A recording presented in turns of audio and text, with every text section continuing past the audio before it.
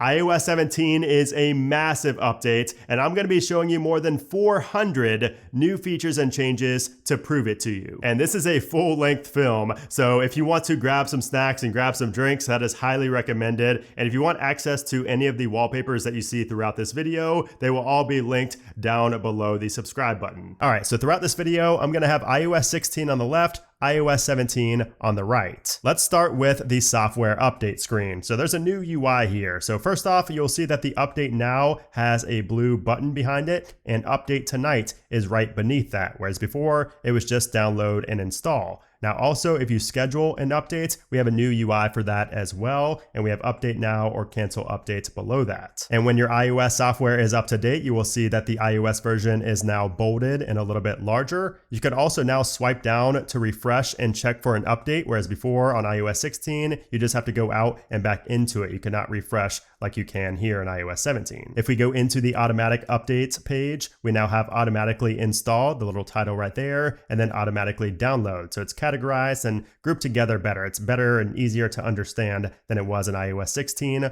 Also, the verbiage underneath is much shorter and easier to understand. Okay, so now let's move on to something more fun. Let's talk about the lock screen. So first off, we can now customize the font weight. So you'll notice that the time up there is a little bit thinner than it was in iOS 16. So if we go to customize and then go to lock screen and then tap on the time, we have a new slider here where we can change the font weight. So we can make it really thin, or you can make it really thick, and you can do that for each of the different styles. If we tap on the globe icon in the top right, we have two additional options at the bottom. The filters that we have underneath where it says natural, black and white, and so on no longer have a background behind them, and also the page dots now are a little bit larger and they have a background behind them. If we go over to the duotone filter, for example, we now have a color picker at the bottom where we can go ahead and style our color, whereas before we'd have to tap on the three dots and then go to style color. So one less step, and same with color wash. We can now color wash with that little picker instead of having to go in here. And you'll also notice that the color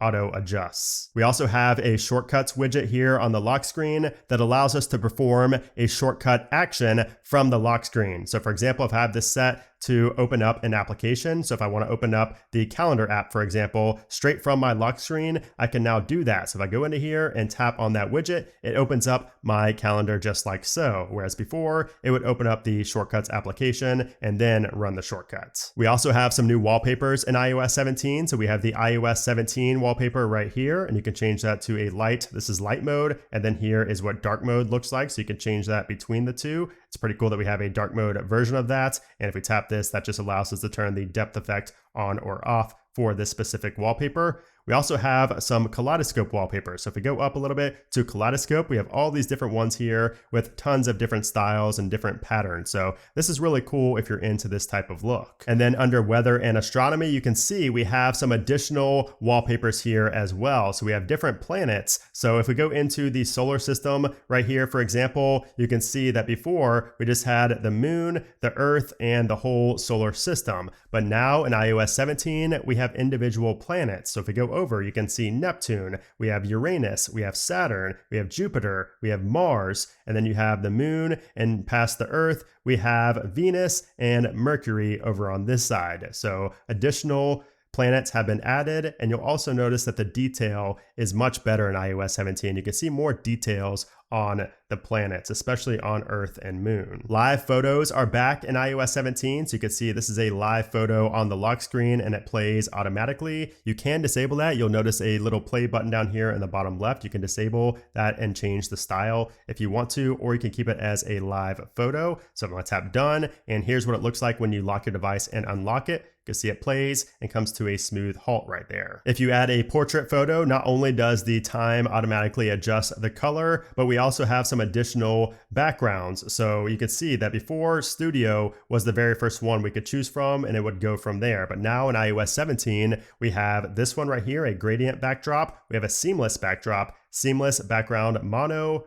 overprint, and then also it goes to studio where we could actually change something that we couldn't before. So you'd have to tap on this and then you had low key or high key, whereas now we just press this button and it changes between those two. And the same goes for black and white. We could just tap this button instead of having to go into the three dots. And for color backdrop, we have the color picker instead of having to go into the three dots. Everything is just much simpler here in iOS 17 when it comes to customizing your lock screen. We also have a new state of mind widget for the lock screen. So if you go to add widgets and then go to health, you can now add your state of mind along with the medications that we had before. If you still have the tips application installed, there's now a tips widget that you can add to the lock screen. Now, one of my favorite features in iOS 17 is standby mode. And what this does is it essentially turns your iPhone into a home hub. So all you need to do is have your phone on a MagSafe charger or a MagSafe compatible charger, lock your phone, and then put it in landscape mode. And it will switch to this mode automatically as long as you have it turned on, which it's on by default. And from here, you get different screens that are fully customizable. So this is the first screen right here, and you have two different sections of widgets. And if you tap and hold right here, you can adjust these. Once you put in your passcode, you can adjust these just like you do on the home screen or lock screen. If you tap on the plus in the top left, you can add any of these different widgets right here. You also get some recommendations. You have smart rotate and widget suggestions, again, just like you see on the home screen. And you can do the same for this right side here as well. And then if you go over to the photos, you can change this. If you tap and hold, you can choose if you want it to show,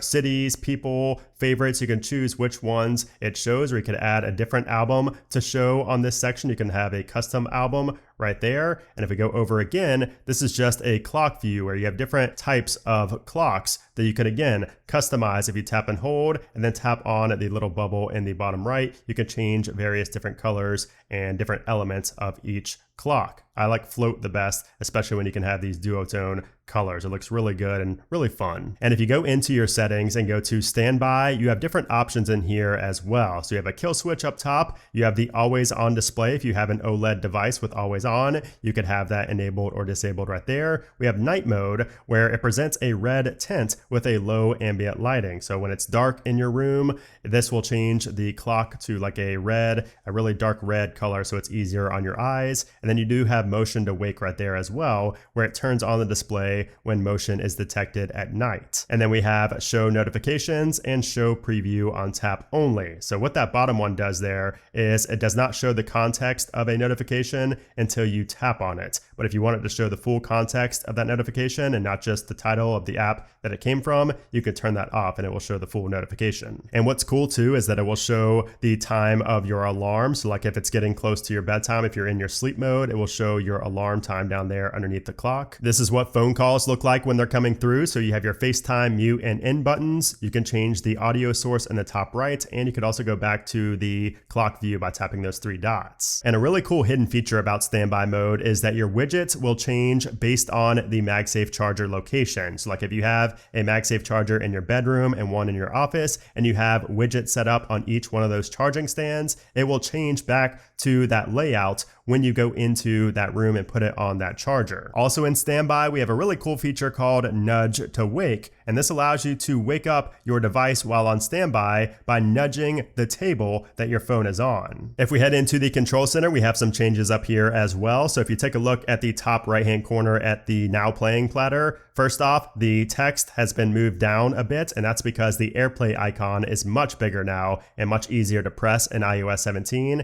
And when you do press on it, there's a slightly different animation. It's not as clunky as it was in iOS 16. If you have an Apple Watch, there's a new Ping My Watch control center toggle. And if you go into the control center, that is what the toggle looks like. And you simply tap on it and it will ping your Apple Watch with a noise. Also in the control center, down at the bottom where we have our Apple TV remote, you can see that the glyph icon has changed to reflect the new generation Apple TV remote. And if we go into the Apple TV remote, you can see some changes here as well. So up top, it now shows an Apple TV glyph icon to the left of the Apple TV name. And then on each side of that, we have glyph icons that are now thinner. And also, we no longer have these three dots right there. Down at the bottom, this has been cleaned up quite a bit, so it looks a lot cleaner and a lot better now in iOS 17. And when you're AirPlaying to an external source, you can see that the glyph icon in the Now Playing platter is much larger than it was before, and it's also blue, whereas here's what it looks like on iOS 16. If you tap on the Shazam icon, you will notice that the animation is different up top, and if you haptic press on that, you can see a different animation there as well. And here's a new animation when it detects the song that you are playing. There's some fun little animations for the control center toggles for brightness and for the audio volume. You can see there's a little bounce effect when you go all the way up or when you go all the way down. iOS 17 also introduces interactive widgets, and this allows you to, for instance, play or pause your music straight from the widget.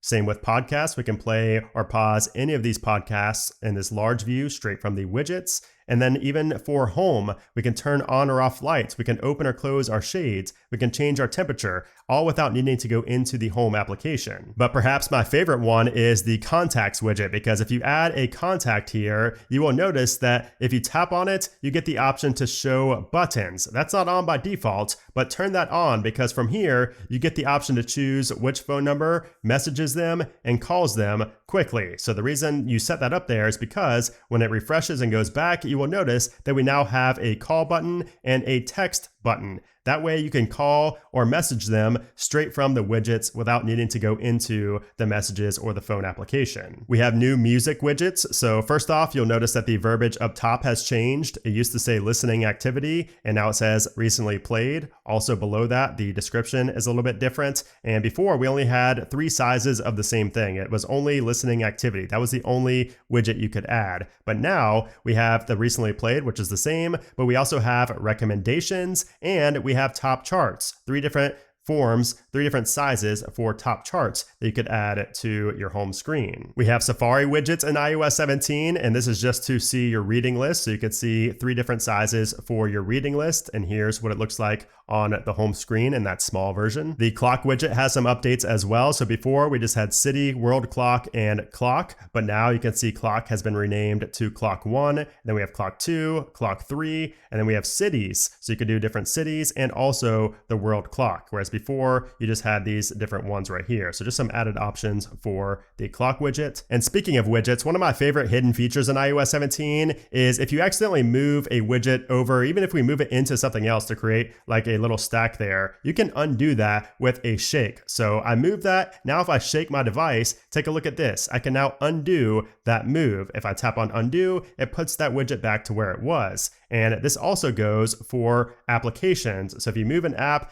let's just say I move YouTube into home on accident and I want to undo that. Now all I have to do is tap on done and then shake, and I can undo that move and it puts it back to where it was. Siri has gotten better in iOS 17. So before we talk about how it's gotten better, you can see that we can now trigger Siri without saying the hey phrase beforehand. So if you go into your settings and go to Siri and search, before we just had a toggle for turning on or off Hey S. But now we have a section, and this is where you can change it from just saying Siri or saying Hey S, and then you have Hey S below that, or you could just turn it completely off. Now I have to say that you might assume there's going to be a lot of false triggers by not having to say the hey phrase beforehand, but that's not really the case. Siri is smart enough now to listen and know, as you can see, it didn't pop up when I said the word. It knows if you're asking a query, if you're really talking to Siri, or if you're just saying it in a conversation. Again, I just said it again, but nothing popped up. Now also Siri has gotten smarter. Like I mentioned, you can now do back-to-back requests and have a more conversational approach to Siri, whereas you could not do that before. Also, if we send a message with Siri, take a look at what you can do. Send a message, hi, to Brandon. So you can see iOS 17 on the right. Not only is there a different UI, so it shows Siri up top, whereas it didn't show that before, but also you can see that bubble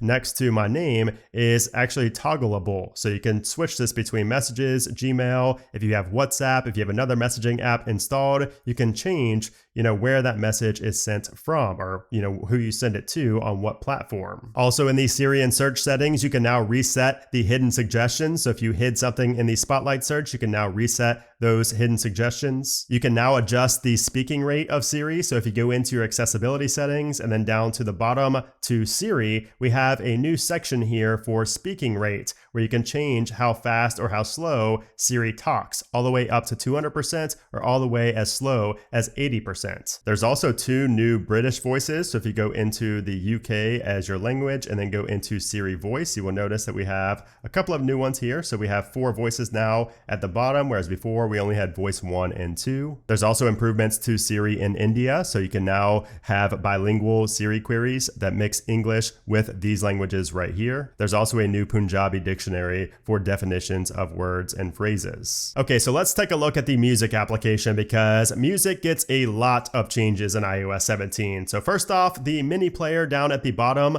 you can see has gotten more compact. It's a little bit smaller, so you can see more of the screen you are currently on. Now, if we go into that, you will notice a massive difference here. So let me go to the same song. Take a look at the difference here in iOS 16 on the left and iOS 17 on the right. We now have animated cover art on the now playing screen. So before it was only on the album page or the single page, now it's on the now playing view. Also, if you tap on the 3 dots, we now have an option for view credits. So now in iOS 17, we can see the credits of a specific song. So you can see the performing acts, you can see the producers, the writers, the engineering, you can see all of those people listed here in the credits. If you tap on the AirPlay icon, you'll notice a very slight difference in the animation on iOS 17 compared to iOS 16. Now, if we tap on the lyrics for a song that does not have the synced music lyrics, like where you can sing along with it, the lyrics now fill up more of the screen, whereas before it was kind of cut off and it didn't show as much content. But my favorite feature in music in iOS 17 is inside of the settings, because in here we now have crossfade. So we have a toggle to turn crossfade on,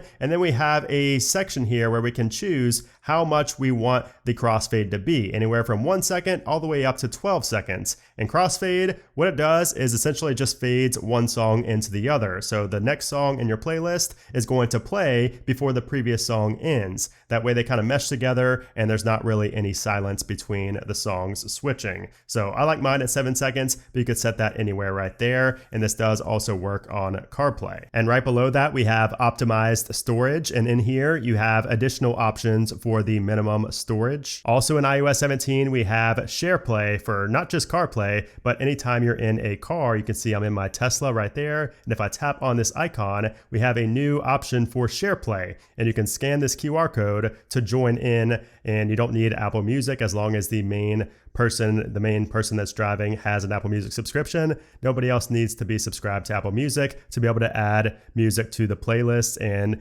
modify the queue. Also, fun fact, this works for passengers who are on an Android device as well. So if they scan that, it will take them to the Apple Music web page, like on their web browser, and they'll be able to collaborate via SharePlay in the car, even though they have an Android device. Also, when you're playing music on the lock screen, the AirPlay icon now shows the device that you're using, like a car in this example. While we're on the topic of music, let's talk about the AirPods, because the AirPods also get some nice updates in iOS 17. So it starts when you open the AirPods and you get a dark mode pop-up if you're in dark mode. So for example, on iOS 17, I am in dark mode, and you'll notice that the pop-up here is also in dark mode. Now, if we head into our settings for the AirPods, you can see quite a few differences right off the bat. So first off, underneath of noise control, you will see that we no longer have that white background. The noise control text itself has a little bit more padding to the left. The off used to be in the middle. Now off is all the way over to the left.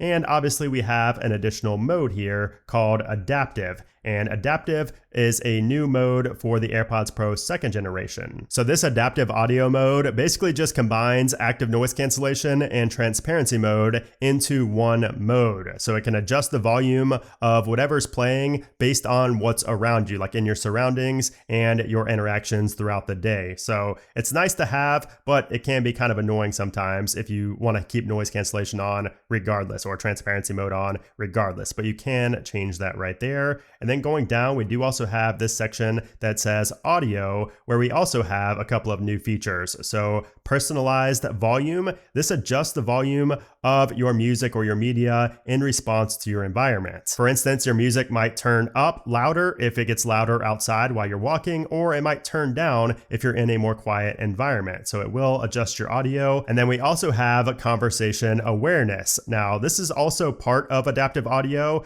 but this is able to detect when somebody is speaking or when you're speaking to another person, and it will then lower the volume of your music and also reduce the amount of background noise. I found this to be quite useful when I'm in the grocery store because it will automatically detect when I'm talking to like a cashier, for instance, and it doesn't have false triggers when I'm singing, which was one thing I thought would be, a con of this feature, but it's not failed me yet. So I'm a fan of that for the AirPods Pro 2. And then right below that, we have loud sound reduction, whereas before that was just considered adaptive transparency. And then right up here, you also see under call controls that we can now mute and unmute a phone call by simply pressing on the stem of our AirPods. You can either set it to be press once or press twice. And that is extremely convenient. I find this to be one of the most convenient features of the AirPods in iOS 17. So that's something I would definitely recommend having enabled. And then one other big improvement for the AirPods, not just the AirPods Pro 2, but all AirPods, is that automatic device switching is much better in iOS 17. So obviously the AirPods Pro 2 are going to see the biggest benefits, but I noticed a big improvement on all AirPods, including the AirPods 3 and the AirPods Max, especially when switching over from an iPhone to a Mac or vice versa. We also have some big changes in the podcasts application. So first off, up top under Listen Now, we no longer have the underline under Listen Now. It looks a little bit cleaner. And then also up next, and for you might like all these sections, we no longer have a See All button to the right of that. We now just have an arrow next to the text. And then these banners up top, you can see these little posters here for up next look better than they did in iOS 16. And as we continue going down, again, you can see popular shows. We have the arrow next to it. And then before the We're Loving section, we now have a section for specific categories that may interest you. If you go into the library tab, you will notice first off that the glyph icon for library has been updated. And if we go into one of these shows, for example, next to this top one right here, you can see that before we had a button and then 56 minutes to the right of that. Well, now in iOS 17, it's all one button and it doesn't say min anymore. It just says M. So 56M, it's just cleaner and it's all one button. And if we tap to play that podcast right here, you can see that the now playing screen also looks much better, kind of reminiscent of the music application. So it's a full screen effect with the colors that match the dominant colors of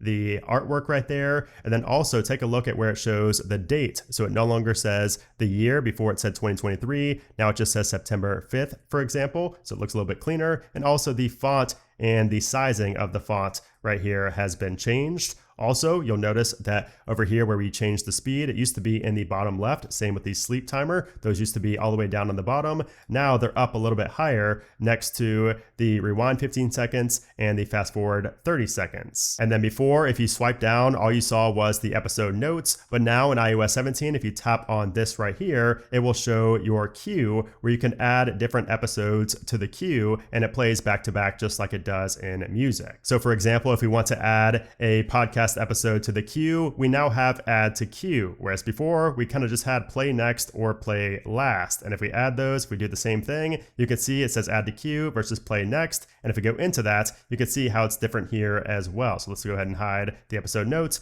And it said playing next, whereas now it just shows queue and it's full screen instead of just being this small little section. We also have a clear button in iOS 17, whereas before we did not have that. And if you swipe over, the remove button is square, whereas in iOS 17, you can see it's a little bit more rounded off. The chapters view has also been changed. It looks a lot better here in iOS 17. And you can also see that the whole interface here is dark, even though I'm not in dark mode, whereas before it was all just a light color because it did not change based on the dynamic color of the artwork for that podcast. So you can see the chapters, they're now numbered. And also when you are over here, it shows how many minutes that chapter takes. And also just the scrubbers in general have changed. So they used to look like this, very old school, but now for the seeking and also for the volume, it's more Apple Music-like instead of having the little ball on the slider. And if you go to the search tab inside of that, it used to say all podcasts, but now it says shows, episodes, and more. And also it used to say browse categories and have that line above it, but now there's nothing there. It's more of a clean look in iOS 17. Oh, and also when you tap into there and you go to search for something, you can now filter by all podcasts or your library without having to type anything first. Before in iOS 16, you had to start typing and then it would give you the option to filter. And then also if I search for business, for example, we now have search filters. So we have top results, shows, episodes, and channels, and we can filter our results based on those different filters. All right, so now let's talk about one of the features that everybody's going to be talking about once they install iOS 17. And this is all related to AirDrop. So first off, if you go into your settings, go to General, and then into AirDrop, you'll notice that there's a new toggle for start sharing by bringing devices together. And that's because, yes, you can now AirDrop without having to go into the share sheet and pressing AirDrop. You can now do it by just having two phones close to each other. So let me show you what I mean. Okay, so say somebody asked me for this wallpaper and I go to pull it up in my Photos application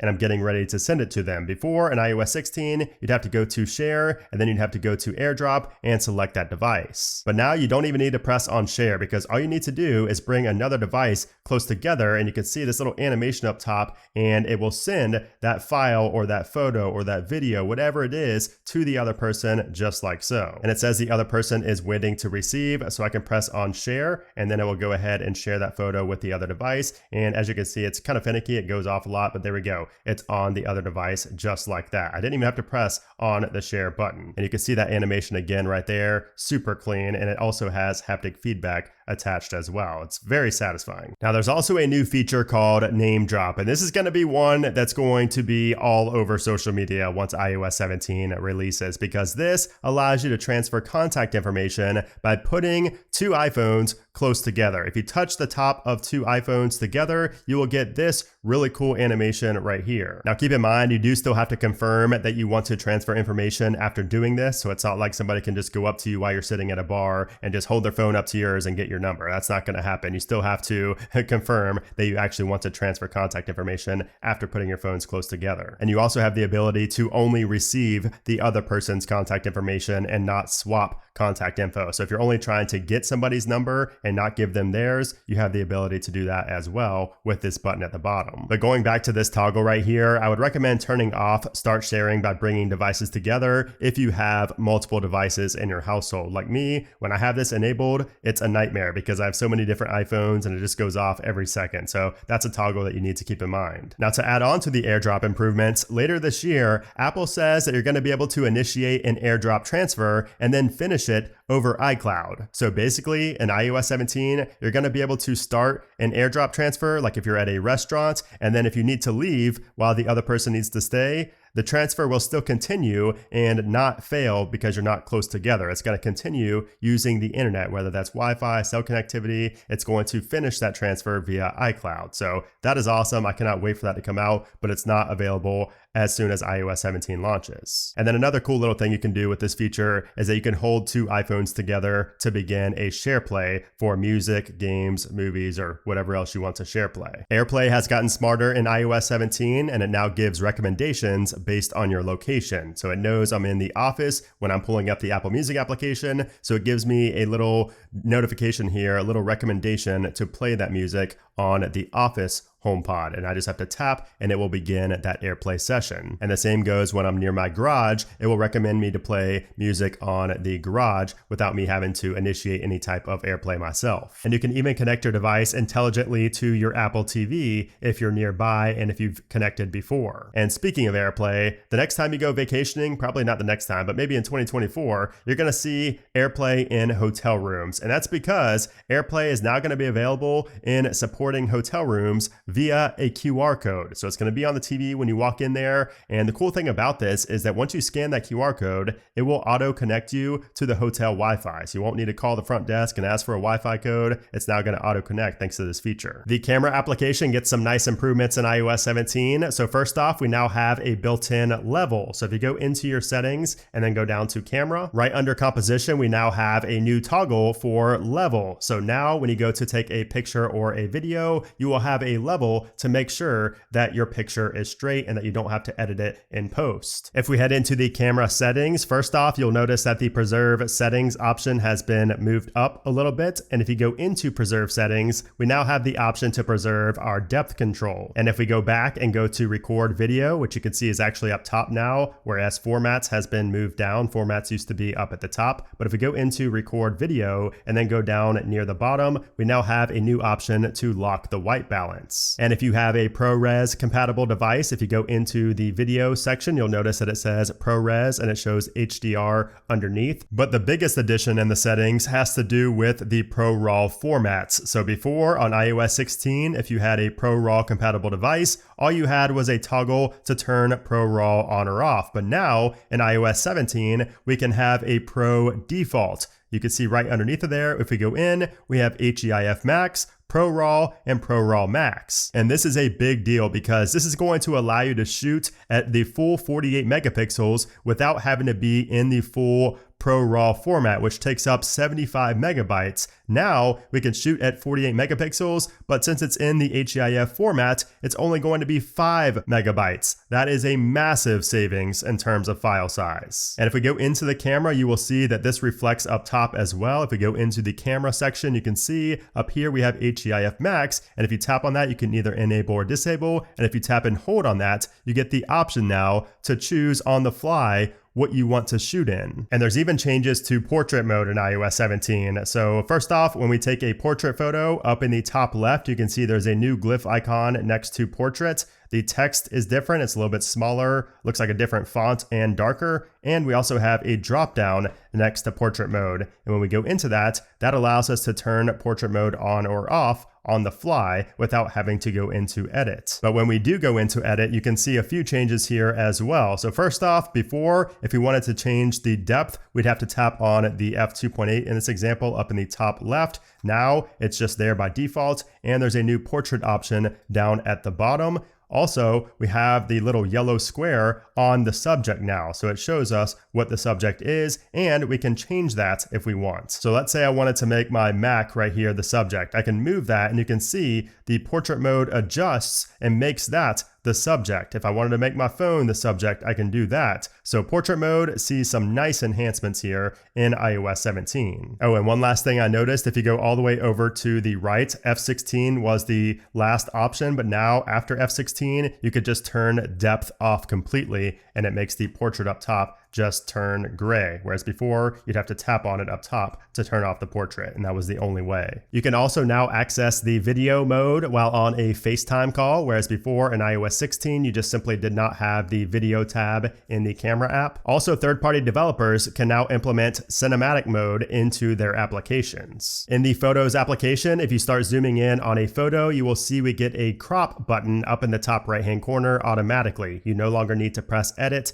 to crop it, it just pops up there automatically, and you can tap on it, or you can tap and hold to change the dimensions of it. So if you want it to be square, widescreen, original, or full screen, you could do that right there. So if I go to widescreen, for example, and then tap on crop, it will remember that and automatically start cropping it that way. If we go to edit a photo, you will see quite a few changes right away. So first off, you have cancel and done up in the top left and top right. The back and forward buttons look a little bit different. They're not as opaque. Right here next to the markup button, we have the 3 dots, and that is not filled in like it was on iOS 16. Down at the bottom, we now have names for the tools. So adjust, filters, and crop now have names. If we go to the crop button right here, if we tap on crop, we now have new options up here, which first off, you'll notice that the icons up at the top are no longer filled in. On iOS 16, these were all filled, and now on iOS 17, none of them are filled. In the markup section, we now have a dark mode for the top top and bottom panels. So you'll see right here on iOS 16, it was a light mode on top and bottom. If we tap on the plus icon, we have quite a few changes here. So first off, we can add a sticker. So if you've created stickers, you can add them very easily there. Also, we have description underneath of that, and then add text. So this has been reorganized. Add signature instead of signature, and add shape instead of just showing the 4 shapes we had to choose from before. Now, speaking of shapes, if we go to add a shape, let's just show an example with a square here. You can see on iOS 16, I just have a square like that. However, on iOS 17, if I add a square, first off, it's already filled in. Second off, it's much easier to move around because I can take these little 3 dots and move it around very easily. Whereas before in iOS 16, it was very hard to grab. And a lot of times I would just write all over the screen instead of being able to actually move that object. So that's much easier to move in iOS 17. Also, if you make a square and double tap, you will be able to insert text into that square very easily. And then of course, one of the big changes is the color picker down at the bottom. So before on iOS 16, it was just this long color picker and that was it. But here on iOS 17, we have 2 different color pickers. So we have a stroke and a fill. So if we tap on the stroke right here, if we change this to like a red, for example, you can see it right there. We could also change how big that stroke is. So,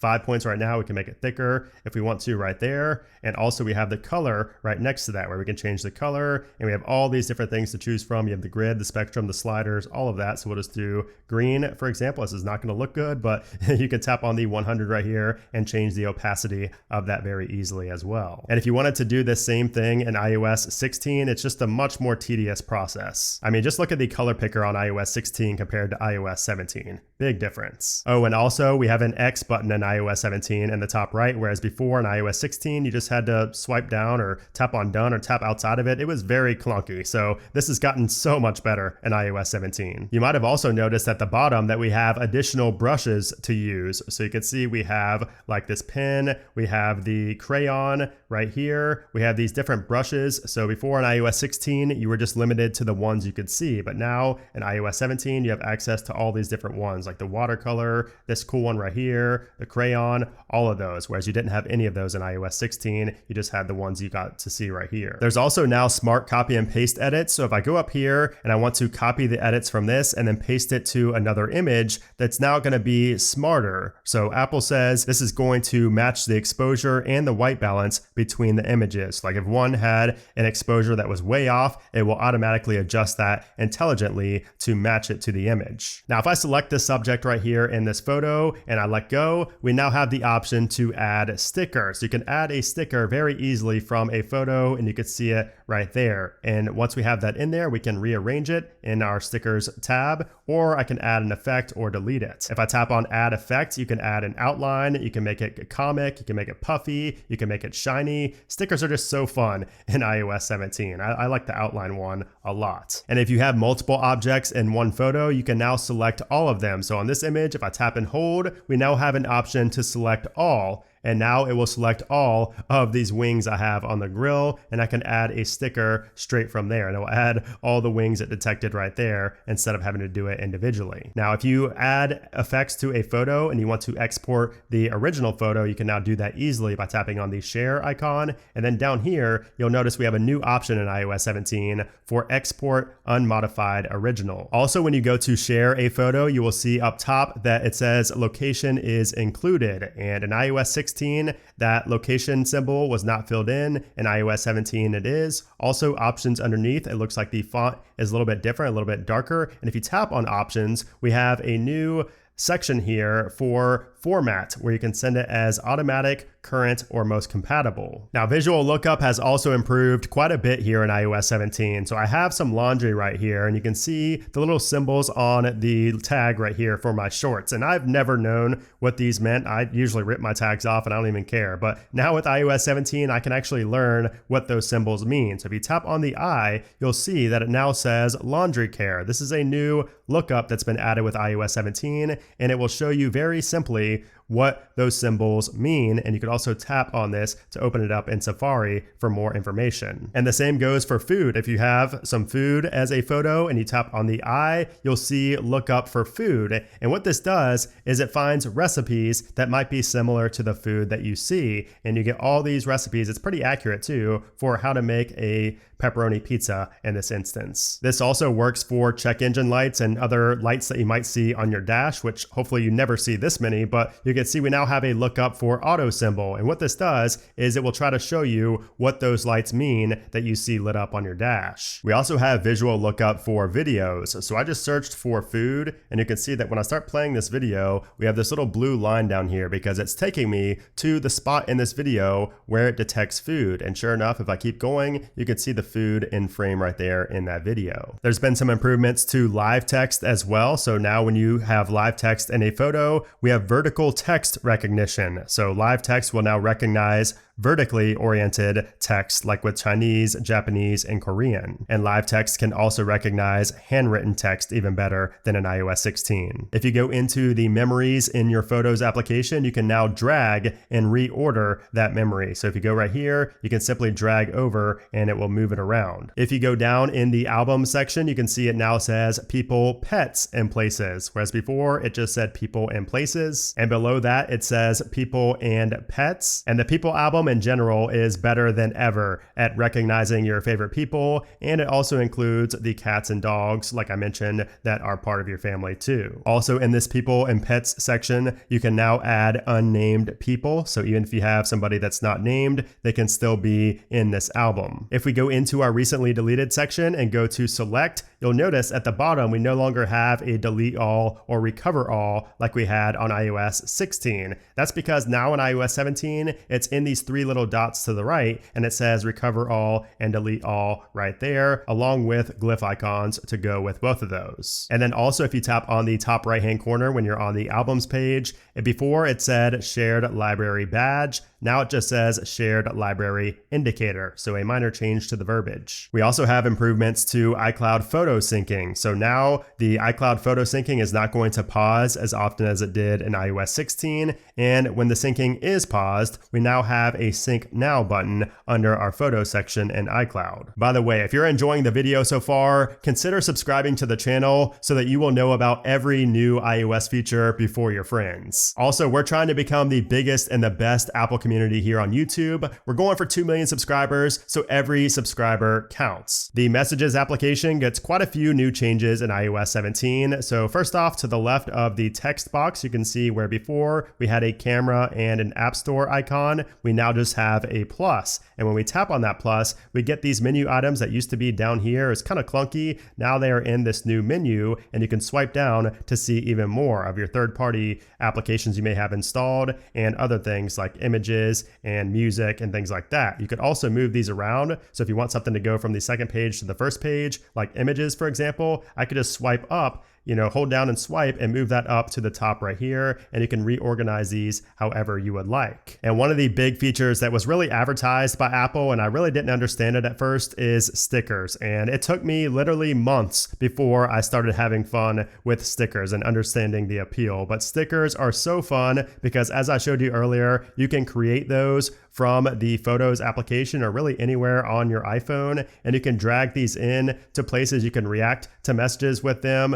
You can put these into the message itself, and things like that. So it's just really fun to play around with. You can add them into things like notes. You can add them into Freeform. You could use stickers all throughout iOS. And if you tap on the plus right here, it allows you to choose a photo that you want to make a sticker from. And when you react to a message with a sticker, you can tap and hold on that, and you get a new option down here for sticker details. And you can see details about that sticker. You could also remove it from here as well by pressing on the trash icon. And then to the right of the text field, we have a send audio button. So you can do an audio message by tapping and holding on that, and you don't have to continue holding on it like you did in iOS 16. So to do the same thing in iOS 16, we had to press on this right here first of all, and you had to tap and hold to record. And when you let go, it just sent it right away. And I sent a lot of accidental messages that way, but in iOS 17, 17, not only do you not have to continue holding on that, but you also have a much better little player here, and you can stop it. You can even listen to it back before you send it, and you have the duration right there. And even after you stop recording, you can add on more by tapping on the plus icon next to the duration. So if you tap on that, it will continue right where you left off. And you could also play it back. So I tap on the play button, you can start hearing the message that you just recorded. And if I go ahead and send that, take a look at the difference on iOS 16 versus iOS 17. So first off, the message itself is much larger, and on iOS 16 the player was just, it was kind of vague looking. And also on iOS 17 you can see it transcribes the audio. So now underneath of the audio message, it says, in text what that audio message says. So that is pretty cool. Now you can also adjust the speed of the audio. So if you receive a voice message, and if you tap and hold on the play icon right here, you can play it at a quicker speed all the way up to 2x. And if you play the audio message and lock your device, you will notice that the audio message continues to play, and you can see it down there playing. You can pause, or you can rewind or fast forward 5 seconds from this player, even on the lock screen. And when you go to unlock, it continues playing. So major improvements to audio messages in iOS 17, and I love it. It's also much easier to reply to messages now. So before in iOS 16, you just have to tap and hold and then press on reply. But now in iOS 17, you can swipe over to reply. So if I swipe like that, it will automatically put me into reply to that message with a simple swipe over to the right. If somebody is sharing their location with you via Find My, it will now show their location underneath of their name and photo up top. If you're in a group chat and you've missed out on the last 10 or so conversations, you now get a catch-up arrow that takes you to the first message that you have not seen. One of my most requested features has finally made it to iOS 17, and that is search filters. So you can now filter your search. So if I want to find, for instance, every instance where my dad said nice, I can do that. So if I start typing out dad, you'll see under here we have messages with dad. If I select that, now it filters every message that my dad sent. And if I want to condense that even more, filter it down even more, I just type in nice, and now it shows every instance where my dad said nice. You can easily get to your photo picker by tapping and holding on the plus and then letting go, and you'll see it pulls up the photo picker right here. It's a little shortcut. And also in this menu, we have location, and that gives you inline location sharing. And it's cool because it takes up the whole bottom of the screen, and we have new UI buttons there for request and share. And if you want to pin a location, you have a pin icon in the top left-hand corner, and now you can pin whatever location you want. There's a nice new magnifying glass UI. So if you go to edit some text right here, if you tap and hold and move through that text, take a look at how good that bubble looks compared to iOS 16. So not only is it much larger than it was in iOS 16, but also we have that nice blue outline around it. We have 3 new Memoji stickers. So we have a halo, we have a smirk, and we have peekaboo. All 3 of those are new in iOS 17. And if you have a dual SIM setup, if you have 2 SIMs on your device, you can now sort your messages by a specific SIM card. And then one of the biggest new features in iOS 17 in the messages application is called check-in. So if you swipe down, you will see that you have check-in right here. And what this does is it allows you to essentially check in with another person to make sure they made it to their destination safely. So instead of asking somebody to text me when you get home or call me when you get home, you can now check in. And when somebody initiates the check-in, here's what it looks like. So it says, I'll receive a notification when Tim arrives home around 8:30 p.m. That was their ETA to get home. If they are delayed, or if their iPhone places an emergency SOS call, you'll receive a notification with their location. And once you tap on OK, it shows you'll be notified when Tim arrives, and it shows the ETA right here. And you could take this a step further as well. If you go into the messages and then go down to check-in under data, you can choose if you want this to be limited or full. So this is more so for when you send a check-in to another person.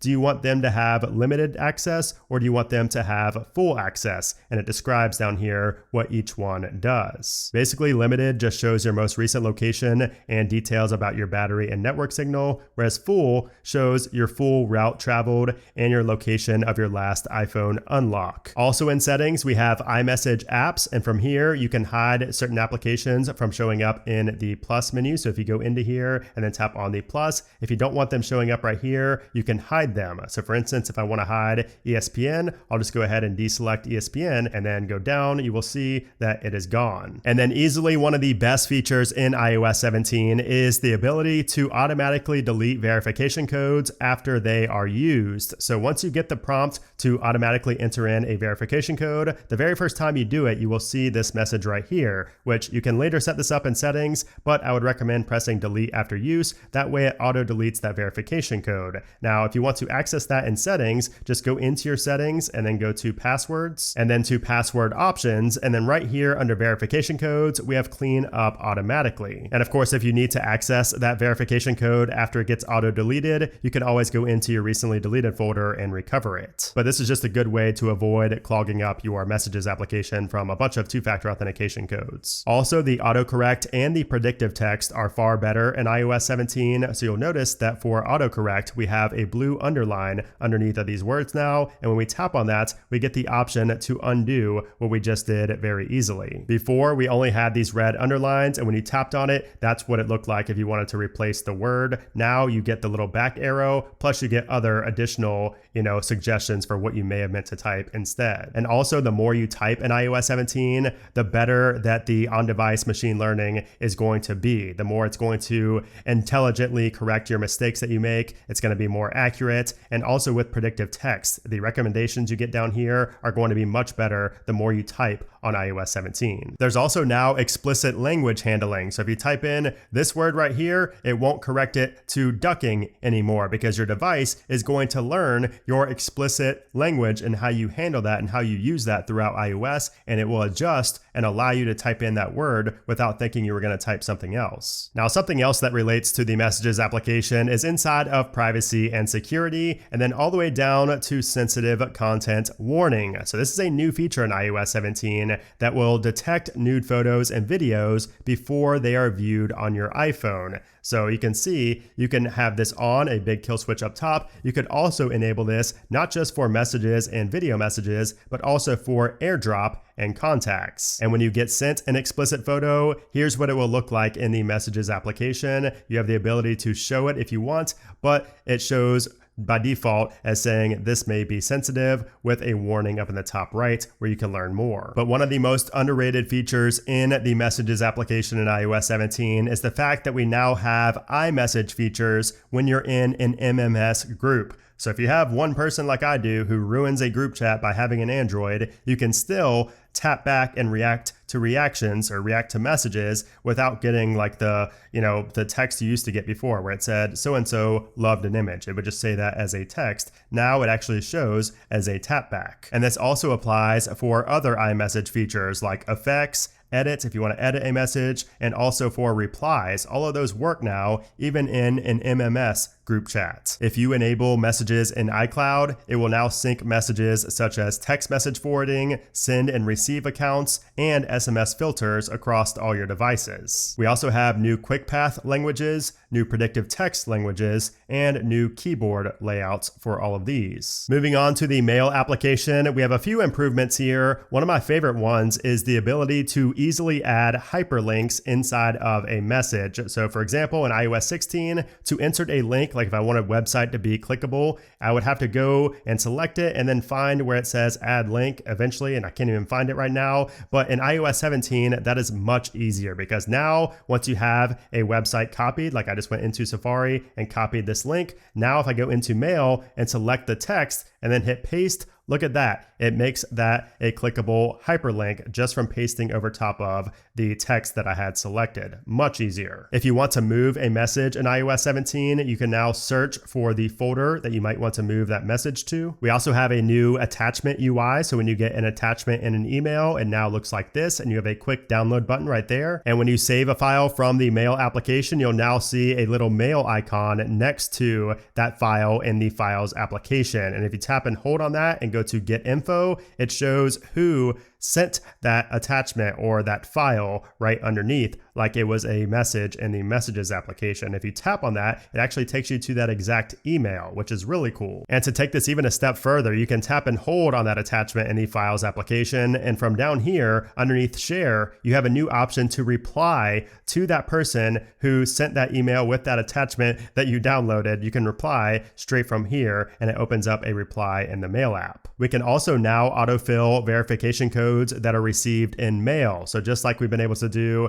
with two-factor authentication codes for the Messages app, you can now do that for mail as well. And these also auto-delete after you press on them and use them. Also, iOS 17 adds the ability to have focus filters for third-party email apps. So if you go into the focus modes right here and then go into one of your focus modes and then down to filters, you will notice that we have a new one here for Spark. So this is a third-party mail client, and if you tap on that, you have the ability to change, which emails are shown in that specific focus mode. Speaking of focus modes, if we go into one of our focus modes, we'll go into the recording a video one and then go to options. We have a brand new toggle here for silence notifications, and this is extremely useful because you can choose if you want to silence notifications always, including when you're actively on your phone, or only while your phone is locked. And this is super useful because, for instance, if you're on your phone actively and somebody's trying to call you or somebody's trying to get a hold of you, you will still see that notification if you have this set to while locked, because as you can see, it's only going to silence notifications when your phone is locked, not while you're actively using it. If you unlock your Apple Watch with your iPhone, you now get a new style of alert. So before it was a standard notification, but now you can see it comes out of the dynamic island. It's circular, and we also have a new glyph icon there. We have a new animation in landscape mode when we mute or unmute our device. The glyph icon and animation is a little bit different. In the phone application, we now have extended call logs. So now your recent section can show up to 2,000 recent calls. So this of course includes cellular calls, FaceTime calls, WhatsApp calls, any other app calls. You can now have 2,000 of them in this section. When you're in a phone call, the red end button is now in the middle, whereas before it was over here on the right-hand side. So now it should, in theory, be less easy to accidentally press. And the same position applies when you go into the keypad. So if you have a keypad opened, the end call button remains right there in the middle. You can also now report phone numbers as junk straight from the Recents tab. So I have this potential spam number right here. If I swipe over, you can see we have a new option there that's orange where we can report that caller as junk. So if I press on that, you can see it says report this call as junk by sending it to Verizon from your phone number. If you have haptic feedback enabled on your device and you switch to mute, you will notice that there's a different haptic feedback pattern than we had on iOS 16. Slightly different. It's like 3 consecutive fast taps. There's also better dual SIM support in iOS 17, so you can now sort messages based on the SIM card. You can have separate ringtones for each SIM. I know that was a long requested feature. And you also get the ability to choose which SIM card to use when calling back an unknown number. There's also now separate ringtones for dual SIM, so you can set different ringtones for each SIM card if you have a dual SIM setup. Another big feature in iOS 17 is called contact posters, and this allows you to create a custom call screen when somebody is calling you or when somebody is receiving a call from you, because yes, you can set up your own contact poster for how you want to be represented on another person's phone. Now in this instance, I set this up for my dad, so you can create your own and it will override whatever they set as their default, but it's a much better view, a much better look for the call screen. It brings it life instead of looking so drab like before. So to change your own contact poster, just go into your phone application and go to the edit button up in the top left-hand corner, and you will see your name where it says name and photo. Just press on that and it takes you to this page right here where you can customize your contact poster and your regular contact photo that you see right there. If you tap on edit, you now get a very similar page to what you see on the lock screen when you customize that. So you can choose and kind of alternate between different contact posters and different photos as well. So we're going to create a new one right here, and you can choose what you want your poster to look like. So you can choose, you can take a camera straight from here. You can use an existing photo. You can use an emoji, or you can do a monogram, which is just letters. So most people are going to do photos. So we're going to go into photos. We're going to go to suggested, and this actually does a good job of picking out pictures of yourself. And I'll just choose this one right here if I want this to be my photo, and we can zoom in and out again, just like we can on the lock screen. And you even have the depth effect where it goes over your name. And again, keep in mind, this is what it's going to look like on another person's phone, when you call them if they're on iOS 17. So we're going to crop it. We'll just do it right there. And you have different backgrounds as well. So take a look at how good it eliminates that background and has this effect behind it. It looks so cool. I love that. So this one's called Seamless Background Mono, and we can change that color as well. So if we want that to be a different color, we can. So maybe I want it to be, I like this one. We'll just stick to that one. Maybe a little bit darker. We'll make it like that. And you can change the font and color of your name up top. So if I wanted to be something like this, I like that one. We'll make it kind of like that, and we can change the color as well. So maybe I want it to be something that kind of blends in. Yeah, something like that I think looks cool. All right, and now we can tap on done up in the top right hand corner, and now we have a preview of what our poster will look like when we are calling somebody, and tap on continue. And then from here we can choose to use that same photo as our contact photo, or we can use a different photo, or we can just skip it and keep our current photo that we have as our contact photo. So I'll just skip for now, and now we have this new contact poster that's going to show up when I call other people. And if you want to change a contact poster for a contact, or just create a contact poster for somebody who hasn't created their own, you can do that as well. So just go into the contact section and then go to their name. And then right here, you'll see contact photo and poster. Go ahead and select that, and then go to custom photo, and then go to edit up in the top right hand corner, and then go to add photo. And this is where you get that same section where you can do exactly what I just showed you how to do. So for this example, we'll just use an emoji. We'll just use a giraffe, for example. And now that's what it's going to look like when Test is calling me. Another big change in iOS 17 is live voicemails. So as you can see right here, this is what it looks like when somebody calls you but you don't pick up.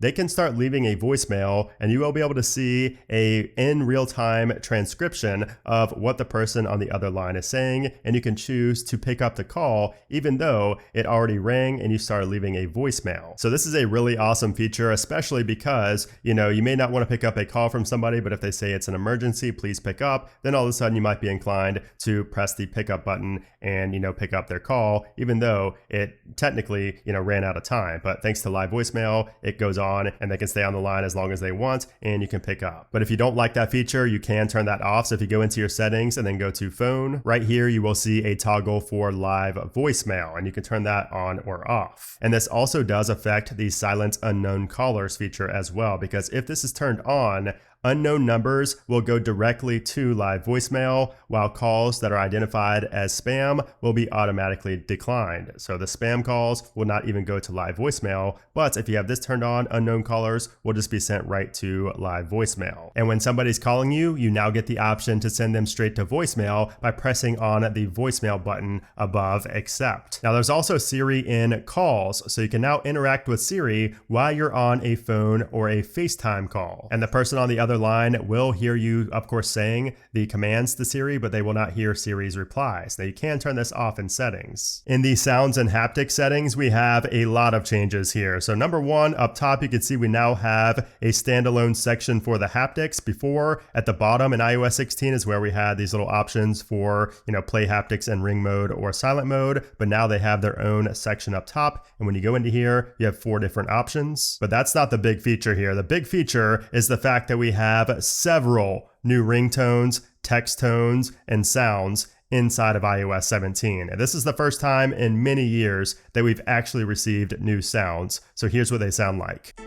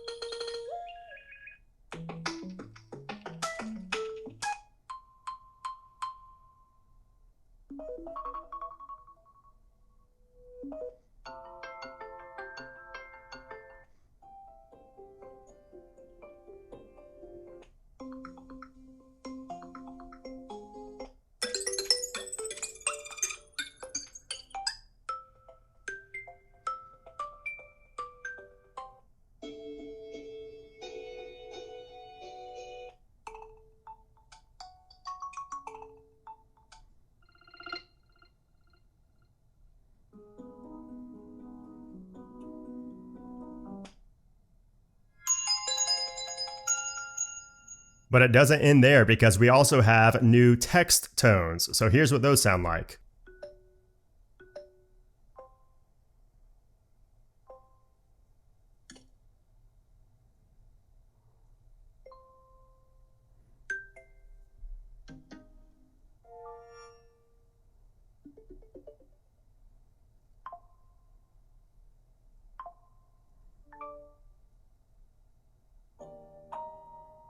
And by the way, this rebound tone, that will be the new default for third-party applications. And there's even a difference in the default reflection ringtone.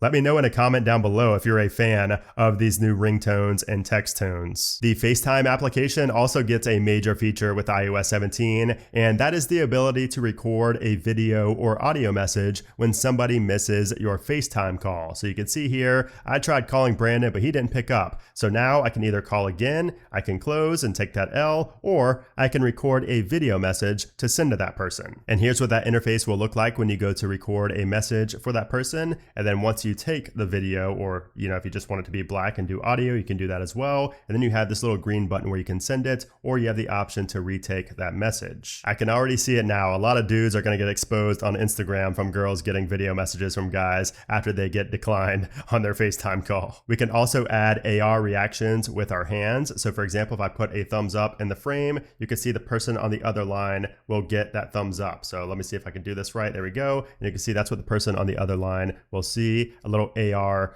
augmented version of that thumbs up. You can do this with a heart. You can do it with fireworks. You have all types of different animations that you can do by just reacting with your hands. And in addition to the gestures that you can do in FaceTime or while on conference calls, you also have something a little bit more useful. So if you swipe down to go to the control center, up top we have the video effects. Now if you go into that, you can see that we have portrait, studio light, and reactions. And from here, you can either turn these off or on by tapping on them, but also if you tap on the three dots, this allows you to change the intensity. So especially for studio light, it makes a pretty big difference. You can see the background getting darker the more intense that goes. So you can change that. And again, you can change the portrait mode, the depth of that right there, and you do have the option to turn reactions off if you don't want those on. You can now silence unknown callers in FaceTime just like you can on regular phone calls, so this will automatically decline any incoming calls from that person if they are not in your contacts. And speaking of FaceTime, we also have FaceTime on the Apple TV, so you can now use your phone in continuity camera to start a call directly from the FaceTime app on the Apple TV, or you can hand off the call from your iPhone and send it to your TV. So it's an awesome feature, and I showed this in my tvOS 17 video. And by the way, if you want to know the very first settings that you absolutely need to change in iOS 17, I did just make a video on that, and that is linked in the description below and also up in the cards in the top right-hand corner. And I promise you, it's not as long as this video, so it's easier to digest. Oh, and I did also make a video on the best battery saving tips for iOS 17 as well, so you can go ahead and add that to your queue. And if those videos sound interesting to you and you're not subscribed to the channel somehow, you should change that by hitting subscribe down below. We have some really nice updates in the Safari application. So if you go to the window view right here, you will notice at the bottom we have some pretty big changes in iOS 17. So first off, our tab groups now show up in the bottom of Safari, and we can swipe through them just like so, whereas before we had to tap on the 13 tabs button and then go to one of our tab groups down here. And the same goes with a private tab. Before we had to do 3 taps, 1, 2, and then 3 to go to a new window. Well, now in iOS 17, it's just one swipe over or one press. And you can see there we're in our private tab or a private window. So that is really nice. And you'll also notice how the private browser is locked until I, unlock it with my Face ID or passcode. That's another new feature in iOS 17. And we have a setting to turn that off in settings if you want to as well. And you could also change the default search engine when you're private browsing. So if you want that to be DuckDuckGo, for example, you can choose to have that just in private browsing. But the biggest new change in Safari is going to be profiles, and that's what you see right in the center here at the bottom. So if you tap on that, you will see that we now have something that says personal up top. And then right down here, we have a new option for profile, and I can choose between leisure, work, business, or personal. those are all profiles. And when you have a profile set, all of your browsing history, your cookies, everything is separated. Your bookmarks bar, your favorites, all of that is separated on a per profile basis. So to set this up, we're going to go back into our settings and go into the Safari section. And then down here, you will see a section called Profiles. Personal is the default, and this is something you cannot delete, but you can add new profiles. So we're going to add a new profile, and you can name it whatever you would like. So I like having one for work, for example. So I'll just call this work 2 since I already have a work one. And you could choose an icon that you want right there, or tap the 3 dots for more options. You could change the color right here, which applies to the start screen and other areas. You have the favorites, so you could choose if you want the favorites to be something that existed before, or if you want to create a new folder, or if you want it to be, just based on this profile. So if you want the favorites to start fresh with work 2, whatever you name this, you could choose to have a new favorites bar show up here, and then open new tabs. You could have that just set to the start page. So we're going to tap on done. Now go back into here because there are additional settings to set up. So you can see you can also choose to enable or disable certain extensions. So if you don't want ad block and something, like if you have one maybe set for school and web pages don't load properly with ad block, you could turn it off on a per profile basis. So now if we go into Safari and go to profiles right here, you'll see that we have our work 2 profile, and you'll notice that we have that color that we chose right there as the background, and we have our icon that we chose down here in the center. And of course your tab groups are separate as well. So if you wanted to create a new tab group that's just specific for that one profile, you can do that here as well. So this tab group now is only going to show up when I'm in the work 2 profile. If I go to any other profile, you can see it does not show up. So again, it's just a good way, profiles are just a good way to separate your browsing history, your favorites, basically just have like completely separate browsing history and just a different browsing experience on a per profile basis. It's really good if you share your device with another person. Again, this is on macOS and iPadOS as well. So if you share a device with family members or other people, it's a great way to separate, your browsing experience. There's also a few UI changes when you go to Google something. So for instance, up at the top, it used to say search in the middle. Now it's just blank. It's more clean looking. And then to the right of that, it used to say cancel. Now we just have an X.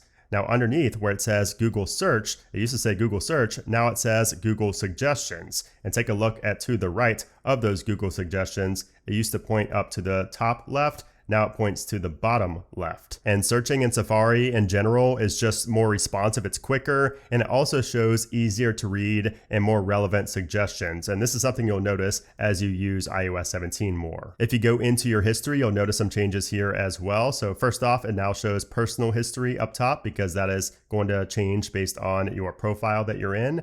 Now also, it says this evening, the text is bigger than it was before. We also have this little arrow here, which will take us down to, earlier in the day or previous days quicker. Whereas before, you just have to keep scrolling down to get to like this afternoon or this morning. So you'll also notice that to the left of all of these items, we have the favicon. So it's a more visual experience, whereas before it was just all text and very boring. And you can see all of these different days, and it even shows like Sunday morning, Sunday afternoon, Sunday evening. It shows all of that. It's just a much better experience for really narrowing down what you're trying to find in your history. Now also the clear button on the right on iOS 16 used to be blue, now it's red. We also have an edit button now in iOS 17 to the left of that. And that of course just allows us to delete multiple items from our history if we wanted to without having to go like this and just delete them individually. And speaking of history, if you go into the Safari settings and go to clear history and website data, when you press on that, you'll notice a big change right here. So before we just had this little pop-up where you can clear history and data, and that was it. You either did it or you didn't. Now in iOS 17, you get multiple new options. So first off, you can clear a specific time frame. So just the last hour, just today and yesterday, or all history. And you can clear on a per profile basis. So if you wanted to clear for a specific profile, you could do that straight from here as well. And then also we have an additional option to close all tabs at the same time. If we go into the advanced section, you'll notice that we have a new option here under privacy. First off, this whole privacy section is new. Before it just showed this, but now you can see that everything is broken down under this privacy section. And right here, we have a new option for advanced tracking and fingerprinting protection. And you could have this set to off completely, private browsing, or all browsing. And what this does is it will strip URLs of tracking information to prevent further tracking and fingerprinting as you navigate, Safari. Another really awesome feature in Safari is the fact that we can now listen to a web page. So if you'd rather hear an article or hear, a piece of news, you can now do that instead of having to read it straight from Safari. So if you go into the two A's right here in the address bar, you'll notice that we have a new option for listen to page. If we tap on that, take a listen. iPhone 15 Pro likely to feature up to 8 gigabytes RAM.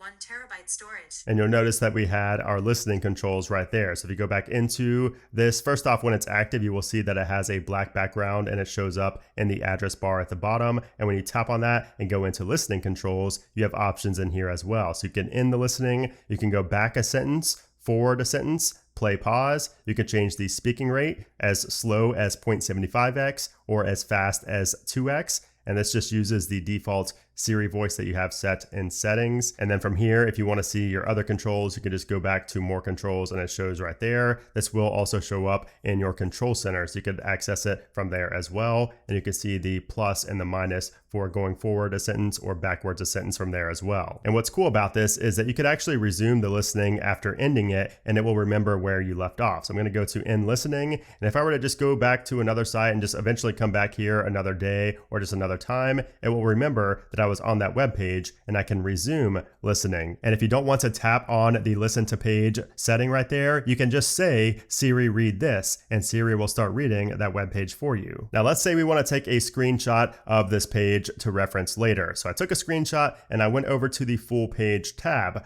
That is nothing new, but when you tap on done, before you were only able to save this web page as a PDF and save it in the files application. But now in iOS 17, you can save a full page screenshot as a photo and it saves to your photo library. So we'll go to save to photos and there we go. It's now in my photo library, not in files. Oh, and something else I noticed is that when you press on the trash can to go to delete it, before it said delete PDF and up top it even referenced the PDF as well. But here in iOS 17, it refers to it as a page. It says delete this page and then right below that in red, it says delete page instead of delete PDF. We now have a new option to share passwords and passkeys with family, and you can create groups for passwords. So we're going to tap on get started right here and I'll show you how this works. So if we want to create a new group, let's just say a new group for our family. So it's going to be named family passwords. And here's where you have your group members. So if you want to add your mom, your dad, your son, your daughter, whatever it may be, you could tap on add people and then you will just type in their name, email, or phone number to add them. So we'll just type in myself and it will prompt you to update your devices to access these shared passwords as well if you're not updated already, but we're just going to tap on continue.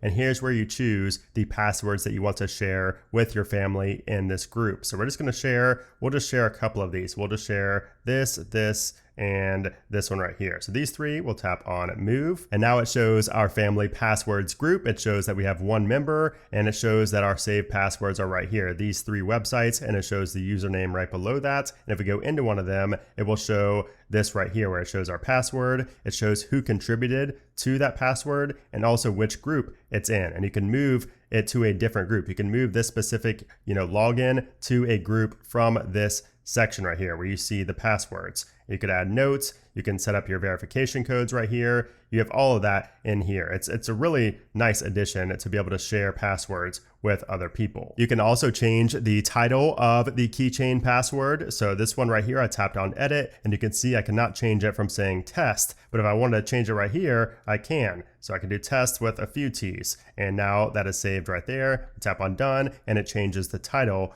for that specific password. And you'll also notice down here where we have set up verification code, before it said account options above it. And you'll also notice that the monogram, the T next to the title of this, is bigger and bolder. It looks like a completely different font than it was in iOS 16. And then of course, if we go into our password options, we have a big new feature in iOS 17 where we can clean up our verification codes automatically. So what this does is it automatically deletes your two-factor authentication codes in messages and mail after using autofill. And this is the pop-up that you'll see the very first time you input a password via autofill, and you could, enable the settings straight from here, but if not, you can set it up in that section in settings. And then also when you have 500 tabs open in Safari, you now get an alert to close all tabs or to close the oldest 100 tabs to continue browsing. We have a couple of changes inside of the settings application. So first off, the display and brightness glyph icon has changed. It's now this little sun, where before it was just these two A's. Home screen is now home screen and app library. And also if you have the developer panel on your device, the glyph icon has changed for the developer menu as well. If we go into the cellular section in our settings, you can now sort your cellular data by name or by usage. So if you want to see which one's taking up the most usage, you can do that right there, and you have the toggles to turn them on or off. And then if you go all the way down to the bottom, we have enable cellular usage statistics, and you can also reset them right there, and it shows the last time they were reset. And while we're in the settings, I may as well show a few other changes in here as well. So if we go into the general section and then into iPhone storage, you'll notice up top that this UI has changed. So now we have the amount of available storage right there in the middle of that block, whereas before it just didn't show anything. There used to be a magnifying glass up in the top right hand corner, but now if we swipe down, we have a search where we can search for anything in the iPhone storage section.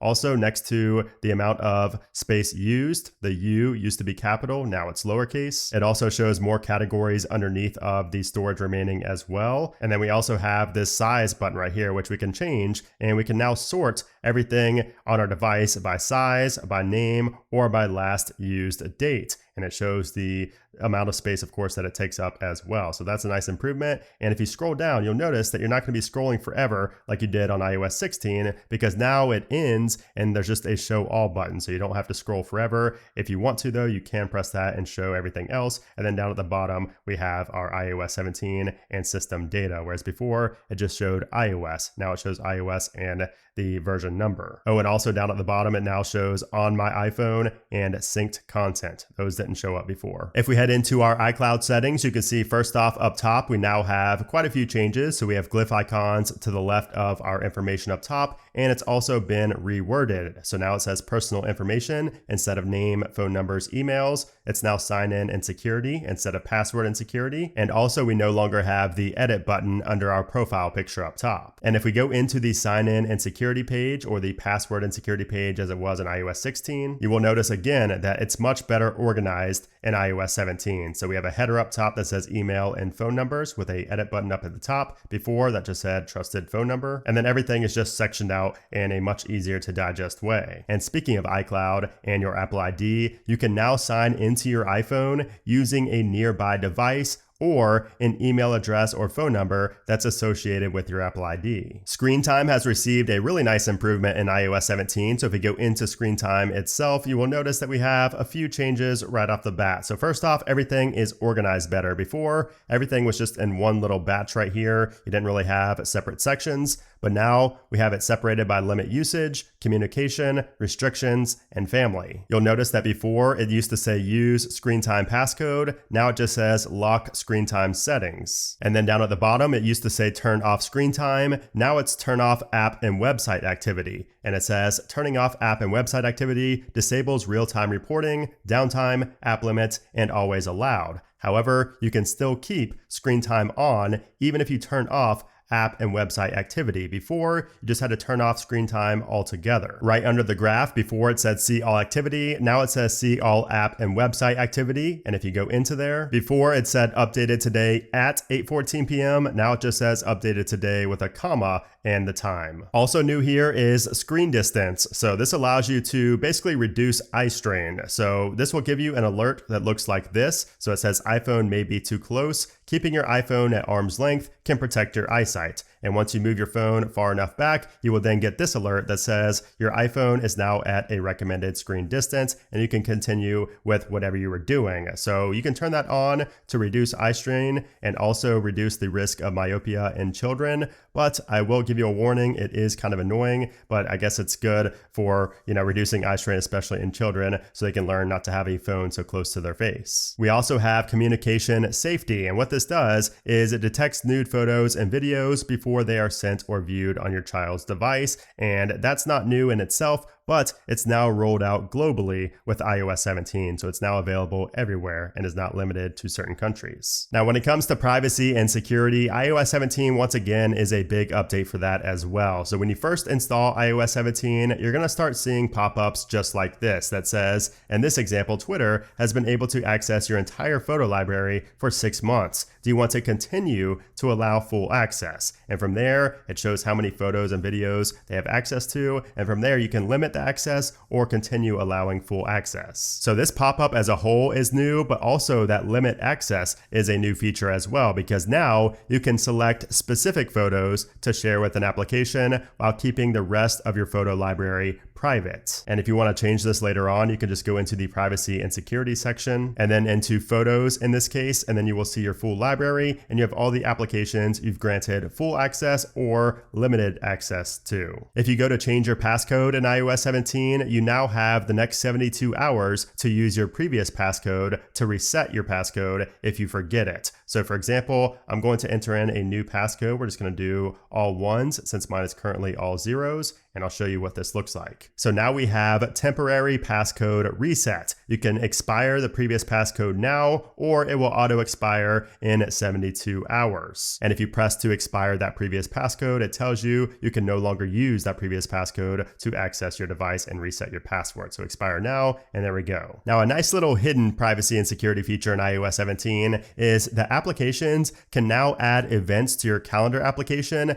without being able to view your personal information. The lockdown mode feature has now been expanded for all devices, including the Apple Watch. So now you can have lockdown mode on your Apple Watch, your Mac, your iPad, and your iPhone. You'll also notice that the verbiage has changed here to describe what lockdown mode does. And if you press on turn on, you will see some minor changes in verbiage here as well. We also now have proximity sign-in. So Apple says this makes setting up a device easier than ever. So all you have to do is bring your iPhone that's already signed in into proximity with another device that you're trying to set up. You pair the devices by scanning the particle cloud, and you've signed in automatically. In the Find My application, we can now share AirTags or Find My accessories with up to 5 people. So if I go into one of mine right here, so we'll just go to Lulu bag, for example, and you can see right underneath of Play Sound, it says share this AirTag. And from there, you can press add person, and this will allow you to share this AirTag with others. We have some nice changes in the home application. So if we go to one of my nano leafs right here, so we'll go ahead and turn this one on. You might see a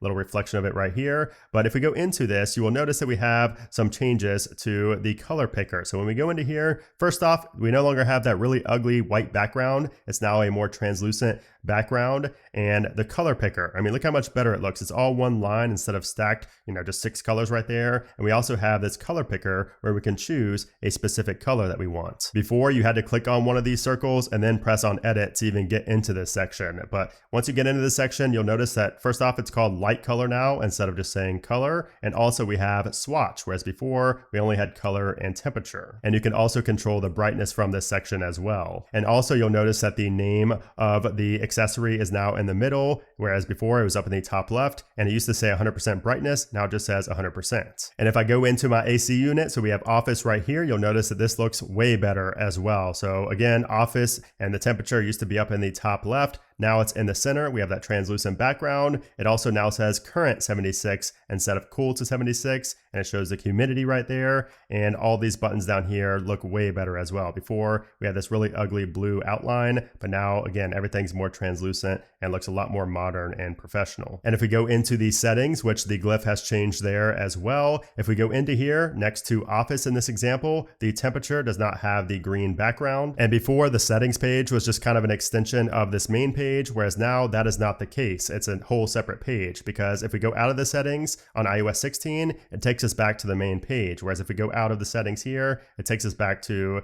the page for, this specific accessory. And even for the shades, watch this when I press on the shades. Take a look at how much better that looks here in iOS 17. So the glyph icon inside has changed. It's more translucent, and just the animation is better. I can tap outside and go back to this main page, whereas before I could not do that. I had to press on the X or swipe down from the very top. top. We also have this grid forecast up in the top right of the home app now, where it shows you when you're going to have clean electricity. So it shows a little graph right here, and you can tap on that to get more information about when you're going to have, off-peak hours for your electricity and a clean grid. And you can tap on the little notification bell right here as well to get a notification when electricity becomes cleaner again. And here's what that notification will look like. And then also in home, we have enhancements for Matter locks. So Apple says that you can now control Matter enabled locks by using iPhone to tap to unlock the door with a home key or set up a PIN code in the home app. There's also now activity history if you have a HomeKit enabled camera or a lock. So you'll see when people lock and unlock the door, when they open the garage, things like that. In the Maps application, when you go to navigate to a destination, you will notice that we now have all transportation options up at the top, whereas before in iOS 16, you'd have to tap right here, and then you had the option for walk, transit, cycle, and rideshare. And if we start that navigation, we have some changes on this page as well. So first off, you'll see it now says route options, whereas before it just showed our ETA right there. And then right under that, we have a really nice new addition where we can call the destination straight from the Maps application. So right here, you could press call and it will start calling them immediately. And then right under that, it shows your ETA. And then we also have the voice volume option. And if you press on that, we have the option to choose between softer, normal, or louder. But easily the biggest addition to Maps in iOS 17 is offline maps. So now we can download maps for use offline. So I just typed in Dallas and it brings me to Dallas, Texas here. And you'll notice that we now have a new button that says download. And if we press on download, you get to choose the exact parameters for where you want to download that map of. At the bottom, it will show the size of that selected map. And of course, it will get bigger depending on how big of a radius you put, and smaller if you only want to do a few cities or a few little towns in that city. So we'll just say that we want to do this little area in North Dallas, and we'll just press on download, and it will take you to this section right here. You could also get to this section by tapping on the X, and we're just going to go back to our main page. If you just tap on your profile picture right here and then go to offline maps, it will take you to that same section. That's a way to get there manually, and this is where you will see all of your downloaded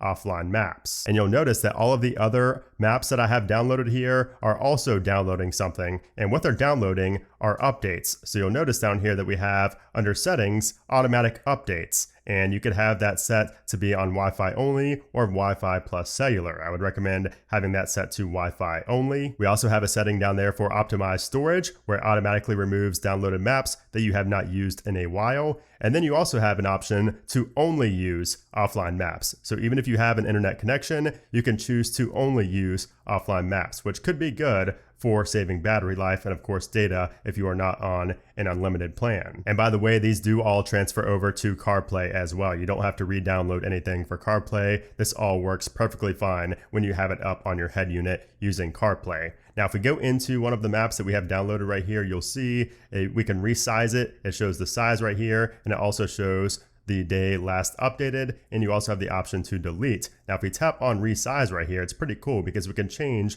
the size of this map on the fly. It remembers all of that, and we can just change, a little area if we want to and re-download it. And we also now have EV routing if you have an electric vehicle with CarPlay. In the clock application, we finally get a feature that we should have had a long time ago, and that is the ability to set multiple timers at once. So you'll notice that first off, we have a lot of UI changes inside of the timers tab here inside of the clock application. First off, at the bottom, it's now timers instead of timer. It's now plural.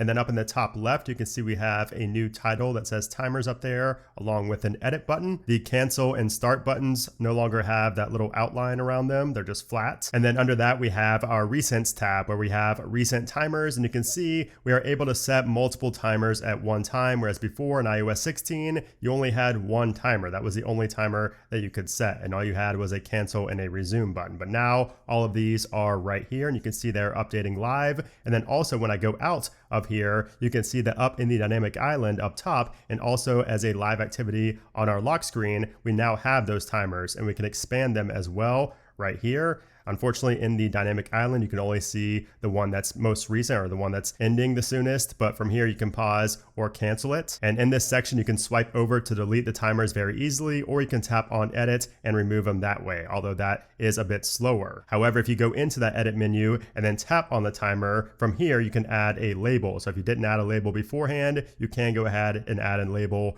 right there. And then when you go back, you can see we have the label underneath, whereas by default, it just shows the starting timer. The health application gets multiple new updates in iOS 17, and one of the main ones is going to be the ability to track your mental well-being. So if you go into the Browse tab, you will notice that we have a new option called Mental Well-being. And what this does is it actually allows you to track multiple things. Like you can track your time in daylight, you can track your state of mind, you have the amount of mindful minutes over the past 12 months right here, and then we have a little questionnaire here, a mental health questionnaire to see if you potentially have anxiety or depression. And when you go into the mental health questionnaire, it tells you that this assessment uses standardized questions to give you a sense of your risk of anxiety and depression. And then once you complete this, it will give you a PDF to share with your doctor and compare your results over time. And there's also other resources here for mental health and your mental well-being, and you can go into these and kind of read more about,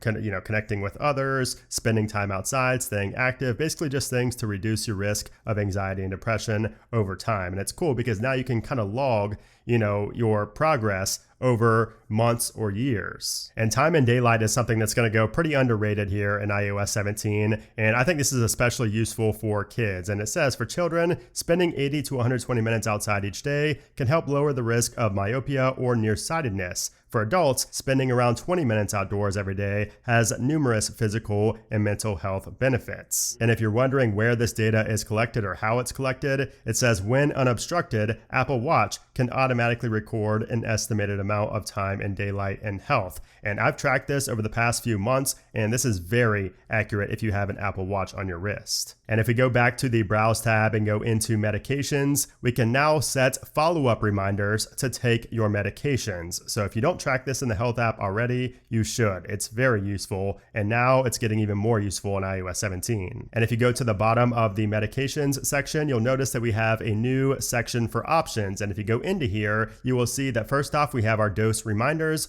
and then new in iOS 17, we have follow-up reminders that will send you a follow-up reminder if you've not logged a medication 30 minutes after the initial notification. Now, the biggest new feature in the health application this year is actually under the mental well-being section as well, and that is state of mind. And what this does is it allows you to track your mood on a daily basis, and it basically puts it all in a chart and in a calendar for you to kind of reflect on. And this is going to give the health application a better understanding as well as to how you're feeling. Like if you say you're feeling bad for 2 weeks in a row, you might be depressed, and your health application can tell you that. So let me show you how this works. So if you go to state of mind, you go to log right here, and it says log an emotion or mood. So you can do either, just right now, or you can do how you felt overall today. So since I didn't log anything today at all, I'm just going to do how I felt overall today. So we'll go to next, and now you get the option to choose how I felt today. And you can see you can go from very unpleasant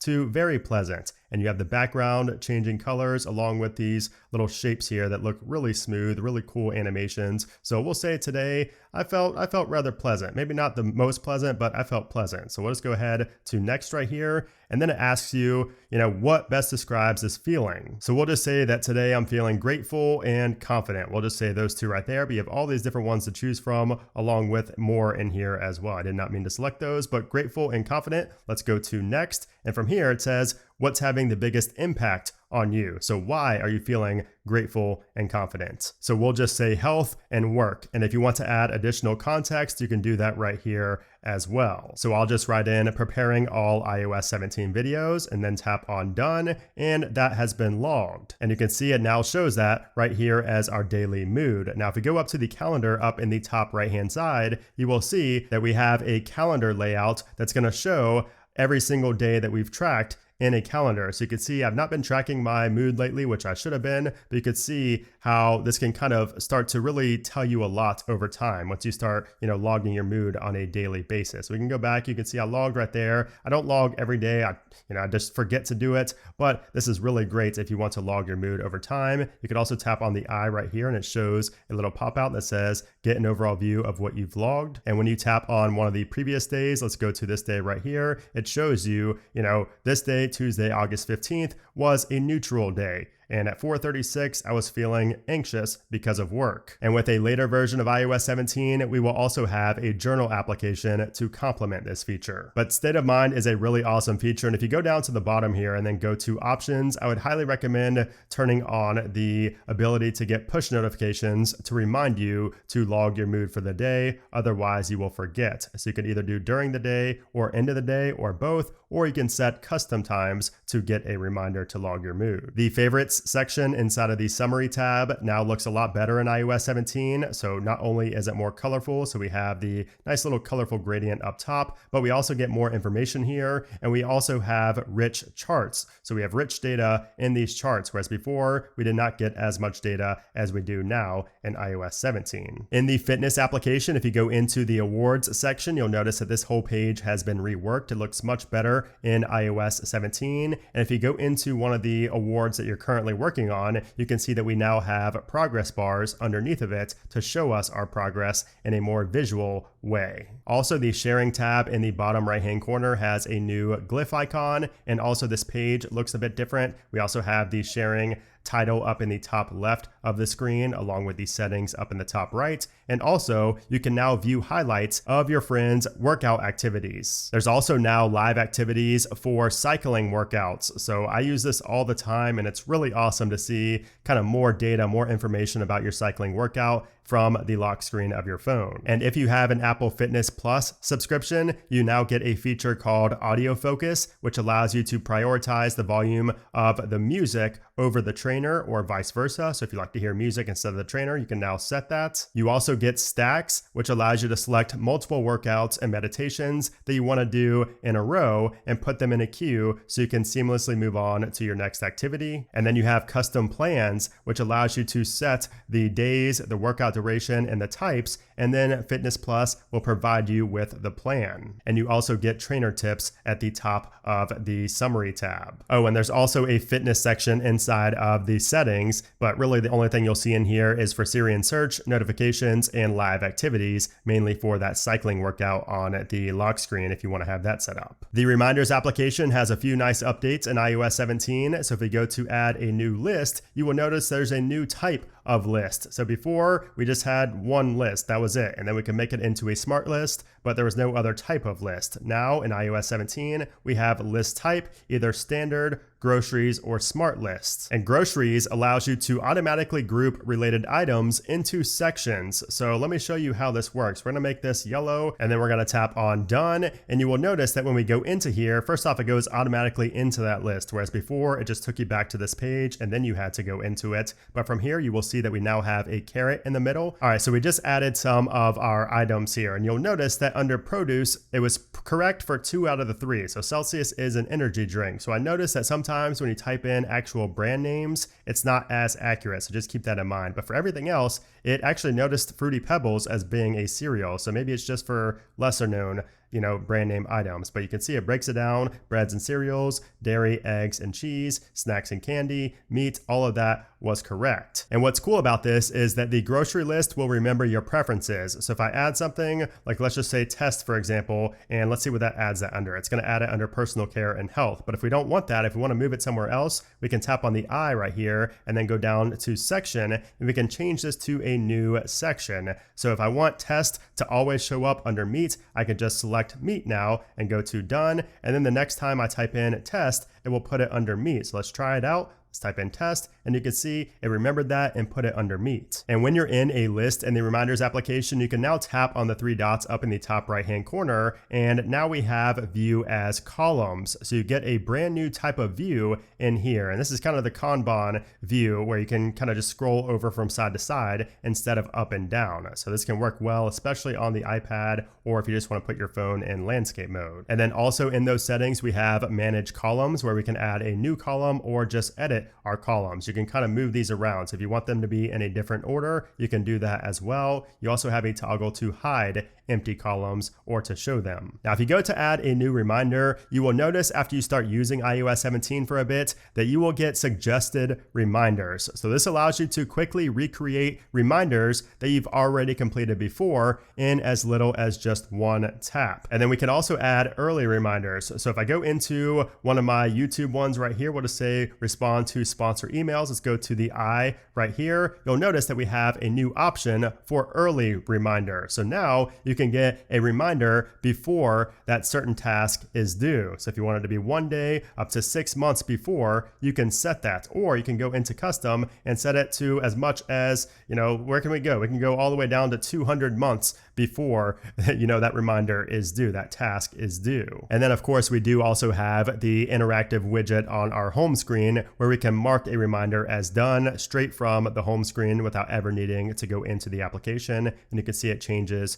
dynamically. We also have some changes in the notes application. So first off, you can see that the little taskbar at the bottom has been reorganized, or reordered rather. So now the double A's are over on the far left hand side, whereas before it was one in. So if we tap on that, we have some changes in here as well. So you'll notice that we have a new style for mono styled. So before it was mono spaced, but now it's mono styled, and you can see that there is a difference in the two as well. So I like mono styled much better than the old mono space that we had beforehand on iOS 16. You'll also notice this little button down here in the bottom right hand corner, and that is for block quotes. So if we go down to, let's just say we go down to iPhones, for example. Let's go down here and we're going to put our cursor in front of iPhones. We're going to go here and we're going to go ahead to that right there. So you can see that at the beginning of that sentence or that paragraph, we now have a block quote. We can now add links to other notes. So if you have a related note, especially if you're working with another person, like collaboratively in the notes application, you can now link to other notes inside of a note. So all you have to do is type in the greater than sign twice, and from here you get a pop-up where you can choose to link one of these notes. So from here, I could go ahead to this one right here. I want to link to that note, and you can see that's what it looks like when you link to a note. And if you tap on done and then click on that, it's going to take you into that note. And if I want to link back to the one I was just in, I can go to this and then go to right here, tap on done, and now we can go back and forth between those two notes very easily. And if you tap on the share icon, we now have a new option for open in Pages, so you can continue working on a note inside the Pages application. And then the biggest change in the Notes application is how we can more easily view and mark up PDFs and scans of presentations or assignments within the Notes application itself. So before, if we try to pull up a PDF, let me show you what it looked like. So here's what a PDF looked like on iOS 16. And if we tap on it, you can see it says it's view only. You can't really do anything from here aside from just scroll up and down and view that PDF. And if you want to do anything with it, you would have to open this inside of the Files application to do any type of markup or really anything with the PDF. But now in iOS 17, that changes completely, because now we can see the whole PDF without having to tap into another window. And we can also go side to side to view it. We can see the thumbnails of each page. If you tap this right there, you could easily jump to one of the other pages, and you also get options to, add a blank page, rotate left, rotate right. You could do all these just from these 3-dot menus right here. And then also if you tap on the arrow down next to the name of the PDF, you can change the view. So if you want the PDF to be viewed differently in this note, you can do it as medium, so it's a little bit smaller, or you can do it as small, so it's really small, just like that. And even when it's small, you can now go into here and you can see that it's not view only. And let me go ahead and make this large to show you what I mean by not view only. So if we go back over here, let's just say we go back to the very first page where we have some items that need filled in. So if we go into here, you can see that we can now type in to one of these fields, and not only do you get the option to actually input in these text fields right here, it automatically detects where you should be able to type or mark up with an Apple Pencil if you're on an iPad, but also there's autofill built in. So you can see it knows it's asking for my name right there, and I get the prompt to autofill with my name.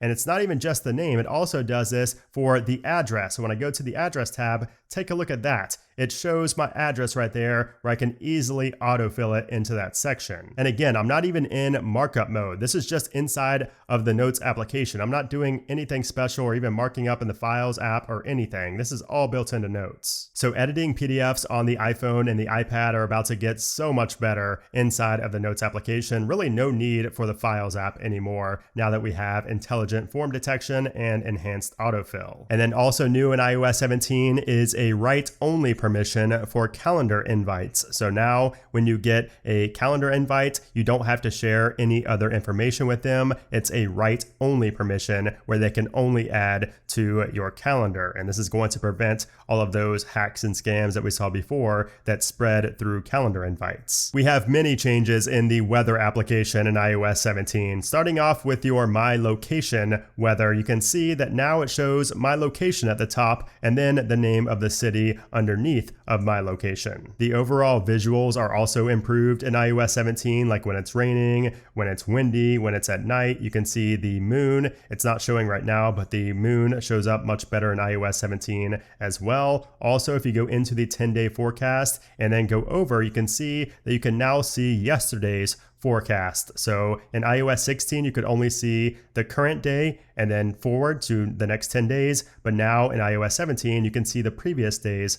weather. Also in this section, you can see it's now conditions instead of temperature. And over here on the dropdown, we now have these clouds where it says conditions, whereas before it said temperature with a different glyph icon. Rainfall is now precipitation. And if we go into that, for example, there are some changes here as well. It now shows a selection for the unit. So you can choose to show in inches or millimeters straight from the precipitation. And this can change on a per condition basis. So if you want the visibility, for example, to show up in something different like miles or kilometers, you could have that set and it will remember that the next time you go in there. The forecasting is also way better in iOS 17. So the 10-day forecast now show the chance of rain each day and also gives you a daily summary. So you can see before on this, it just showed us the low and the high and the conditions throughout the day. But now in iOS 17, it shows us also below that the chance of precipitation in this nice little graph right here, which you can scroll to see, the time where 15%, for example, is expected at 5 p.m. And then down below that, we have a daily summary, and it tells you basically what type of conditions to expect for that day. And if we continue to go down to the precipitation map right here, you will notice that if we go into the layers section, we have a new map option in iOS 17 for wind. And if you go into that, it will show a wind map where you can see the wind speeds for the next 12 hours. So it shows that right there. It's also going to show the wind forecast for all of your saved cities. So you'll see all these numbers throughout. Those are your saved cities. And you can see it looks especially cool and satisfying when there's a hurricane in the ocean right now. And you do also get a legend up here in the top left-hand corner as well that shows you, what these different colors signify in terms of wind speeds. And then if we continue going down, you will notice some differences here as well. So we now have a section called averages. And this is one of my favorite features in iOS 17 in the weather application. So from here, we can see basically averages for everything and compare today's temperature, for example, to the average temperature this month. So, and it shows a summary down here as well. It shows monthly averages. So if you want to see like the average temperature for, every month, it shows what those lows and highs are for those specific months. And if we go back to this graph up top, it shows that today was 7 degrees above average. And it shows the average high for the past month has been 84 degrees. And you can see this graph right here where you can go across and see when it hit those certain temperatures. And you could also go to precipitation and see a different style of graph here. And it shows today we got 1.35 inches more of precipitation than the 30-day average of 3.35. And if you go down, it shows the monthly averages for precipitation as well. And then it shows about average precipitation. It tells you a little detail. And then also you get the option for the temperature if you want to use the system setting, or you can change it to Celsius or Fahrenheit, and also how you want precipitation to be measured in inches or millimeters. And then also in this section, you can see that the wind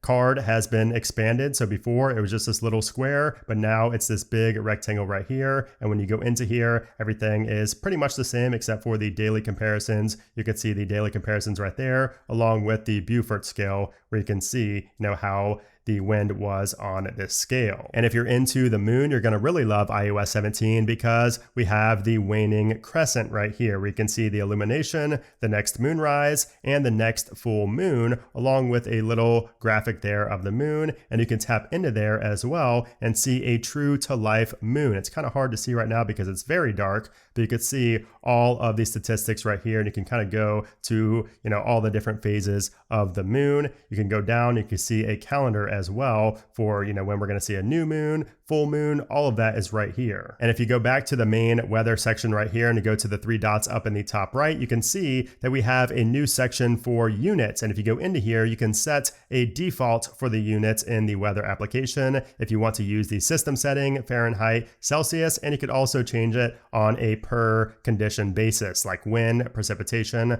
pressure, or distance. And you could also restore the defaults if you want to. iOS 17 brings multiple new accessibility features, and one of the main ones is going to be personal voice. So if you go into your settings and go to accessibility, and then if you scroll down, you will see under speech, we have live speech and personal voice. Now, if you have live speech on, you can set up a personal voice that will essentially make an AI generated version of your voice if you say enough phrases where your device can kind of learn how you speak. So from here, if you go to create a personal voice, it will tell you how this is going to work. So it says you need to read 150 phrases aloud, which may take about 15 minutes. However, it took me even longer than 15 minutes to do this. And then it says your iPhone will create and securely store your personal voice. And with this personal voice, you can communicate with live speech. This allows you to type to speak using personal voice through your device's speaker or in FaceTime, phone, and assistive communication applications. And this is an excellent feature for those who are at risk of losing their voice. And by the way, you don't have to set up a personal voice to take advantage of the new live speech feature. You could actually just use, a different voice. You have all these different voices in here to choose from. You don't have to use your own voice. And the live speech feature in general is also very useful because this allows you to type what you want to say and have it spoken out loud in phone calls, FaceTime calls, or for in-person conversations. There's also a new feature in the magnifier application called Point and Speak, and this allows you to read out the text that your camera sees. So if you go to the detection mode right here, you'll notice that we have a new option down in the bottom that says Point and Speak on. And now when you point it at something where it detects text, it will say it out loud so you can hear that. So I have something pulled up right here. Detected. Tesla has added blind spot indicators in Model 3 refresh. What iPhone 15 is everyone pre-ordering? iPhone 15 Pro Max. And if we go down to the bottom under General, there is Assistive Access. And if you go into this, this allows you to provide what it says is a distinctive iOS experience for iPhone, where the apps have been redesigned to be larger and contain core features that can be easily customized. So if you go ahead and set this up, this allows you to, let me just show you what I mean. So we're going to do rows instead of a grid, and we're going to select the applications that we use on a daily basis, like the phone application, and we'll receive calls from all contacts. You can set it up to only be certain contacts if you want. We're going to do the camera application, and if you want to set it to only a specific, camera mode, you can do that as well. So we don't ever want to take selfies, so we're just going to do a photo and video. We'll go to messages because we want to text with our family, so we're going to go to continue right there, and then we'll go into photos. This will be the last one that we add, but you can also add other applications in here as well. So once you have your applications selected, go to continue, and it shows you using assistive access. And there are some differences in how iOS features work. It just kind of warns you certain things will or will not work. You need to set up a passcode for assistive access. We're going to set that to all zeros. And once you initiate the mode, it's going to look like this. You're just going to get a black screen. And here's what it will look like once you get back from that minor restart. So this is essentially just going to have your core applications. You're not going to have your typical home screen that you see on the iPhone. This is more so meant for people who, probably a lot of older people and just people who don't want to, have to deal with these small icons and reading the small text and things like that. So if we go into camera, for example, you can see it shows everything very nice and large for us. So if we want to go ahead and take a photo, we can tap right there and it allows us to see our viewfinder, and we don't have any of the extras that you see up there. It's just simply take photo, or, we can go back and take a video. And if we want to go into our photos, we can go right there and it shows us the photo that we just took, and that's about it. And of course, if you ever want to exit out of this mode, you just press 3 times on the side button and it shows you that you could access settings, emergency, or if you want to exit assistive access, I'm going to go right there. We're going to punch in our passcode and now it will go back to normal iOS. In the voiceover section, we have some changes here as well. So first off, under the detection mode pop-up, it now says use detection mode and magnifier instead of just saying open magnifier. And if we go down to verbosity, for example, and then go down, you can see we have a change here. We have the addition of predictive text feedback. And if we go into the rotor section right here, you can see a change in this settings pane as well. Before it just showed us all of the items right there, but now we have change rotor with item, edit apps on the home screen, and direct touch apps. And if we go into rotor items, that's where we get to this section that we had on iOS 16, which was the default. Also in this section, we have a change to the voice control glyph icon. So it now looks a little bit different on iOS 17. And when you turn voice control on, you will see a new glyph icon up in the top left-hand side of your screen. It's bigger and it's also just a different icon in general. Also, this whole page right here looks different as well. So open voice control guide is now all the way up there at the top. You can see we now have commands and vocabulary under language, whereas before it was customized commands underneath of language. And if you go into the voice control guide, it shows you how to use this. And also we have text editing right here. So this allows you to basically correct text on the fly. So if you say multiple things. So let's just retry this real quick. Correct elephant. And you can see you can choose which one you want to replace that with. So this is great for words that sound alike, like do, D-E-W and D-O. You can now edit and choose which one you meant with voice control. And the Siri voices in general for voiceover sound much better in iOS 17. So especially at high rates of speed. And if we go down to the Siri section right here, you can see we also can now adjust the speaking rate of Siri. So if you want Siri to ever slow down or speed up in her speaking rate or his speaking rate, you can now adjust that right here with this slider anywhere from 80% all the way up to 200%. And you can see a nice little animation with the rabbit and the turtle right there on the sides when you go to their side. In the motion section, we now have a new option for auto playing animated images. So this is referring to GIFs or GIFs. If you do not want those to autoplay, you can simply turn this off. MFI hearing devices now also auto pair to a Mac. So if you have an MFI hearing device set up inside of accessibility, that will now automatically pair to your Mac. And then we also have virtual game controllers with switch control. So if you go to the switch control section right here, we now have game controllers, a virtual game controller built in to the accessibility settings. And then also in accessibility is one of my favorite hidden features in iOS 17, and that's under the touch section. If you go to haptic touch, we now have a faster haptic touch. So before on iOS 16, we only had two options, fast or slow. Well, now in iOS 17, default is what fast used to be. So that means that now we have a faster fast in iOS 17. So when you tap and hold right here, you'll see the difference in the animation. You have to actually use it to feel the difference, but it feels so much more like 3D touch than what we had on iOS 16. The Translate application has a complete redesign here in iOS 17, and you can see all of the differences right away. So first off, we have a more full screen design. Before it said English and Spanish up in the top on the left and the right.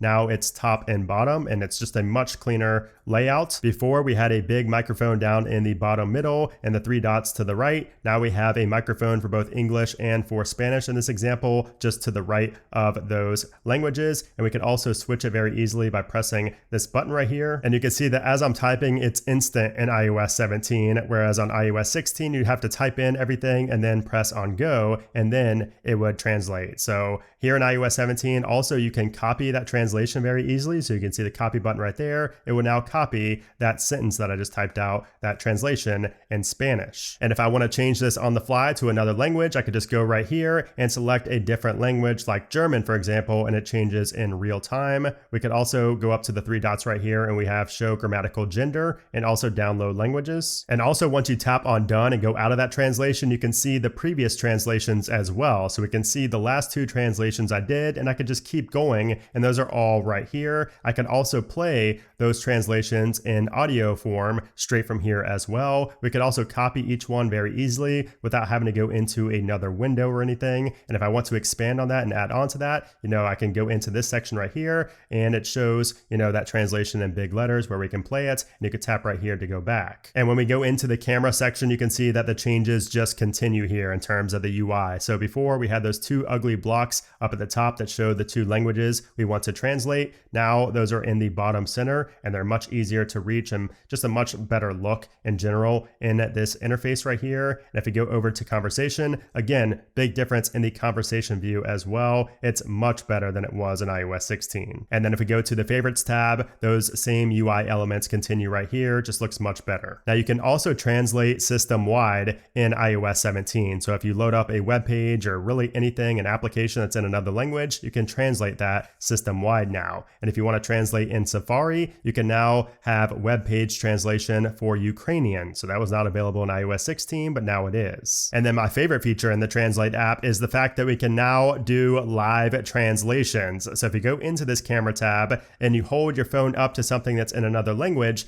it will automatically translate that text. Take a look at that. And look how good it is. It kind of just overlays on that. If I want to take a picture, I'll just take a picture right here so we can see what that looks like. That is what it looked like in iOS 16 right here on the left. Here's what it looks like in iOS 17 with the live translation feature. Pretty awesome. The Freeform application gets improved drawing, so we now have new drawing tools. So we have the variable width pen, which is this one right here. We have a ruler. Finally, on the Freeform application, we have this right here, which is the watercolor brush, which is my personal favorite on iOS and iPadOS 17. All of these characters right here, I shaded these in with the watercolor brush on the iPad using the Apple Pencil. But there's also a fountain pen, a highlighter, and a slicing eraser. Oh, and also we have shape recognition. So if you draw a shape out and it's not perfect, but if you hold at the end, it will make that perfect. So I'll do a triangle right here, and you can see it makes it a lot more perfect than I would have done otherwise. Same with a circle right here. That was actually too bad, so we'll try a circle. There we go. You can now connect objects with connectors. So if you go up to this section right here, you can show or hide the connectors. The collaboration finally works properly in iOS 17. So if you go to share right here, you can invite somebody to collaborate and they can follow along as you go around your board and see what you make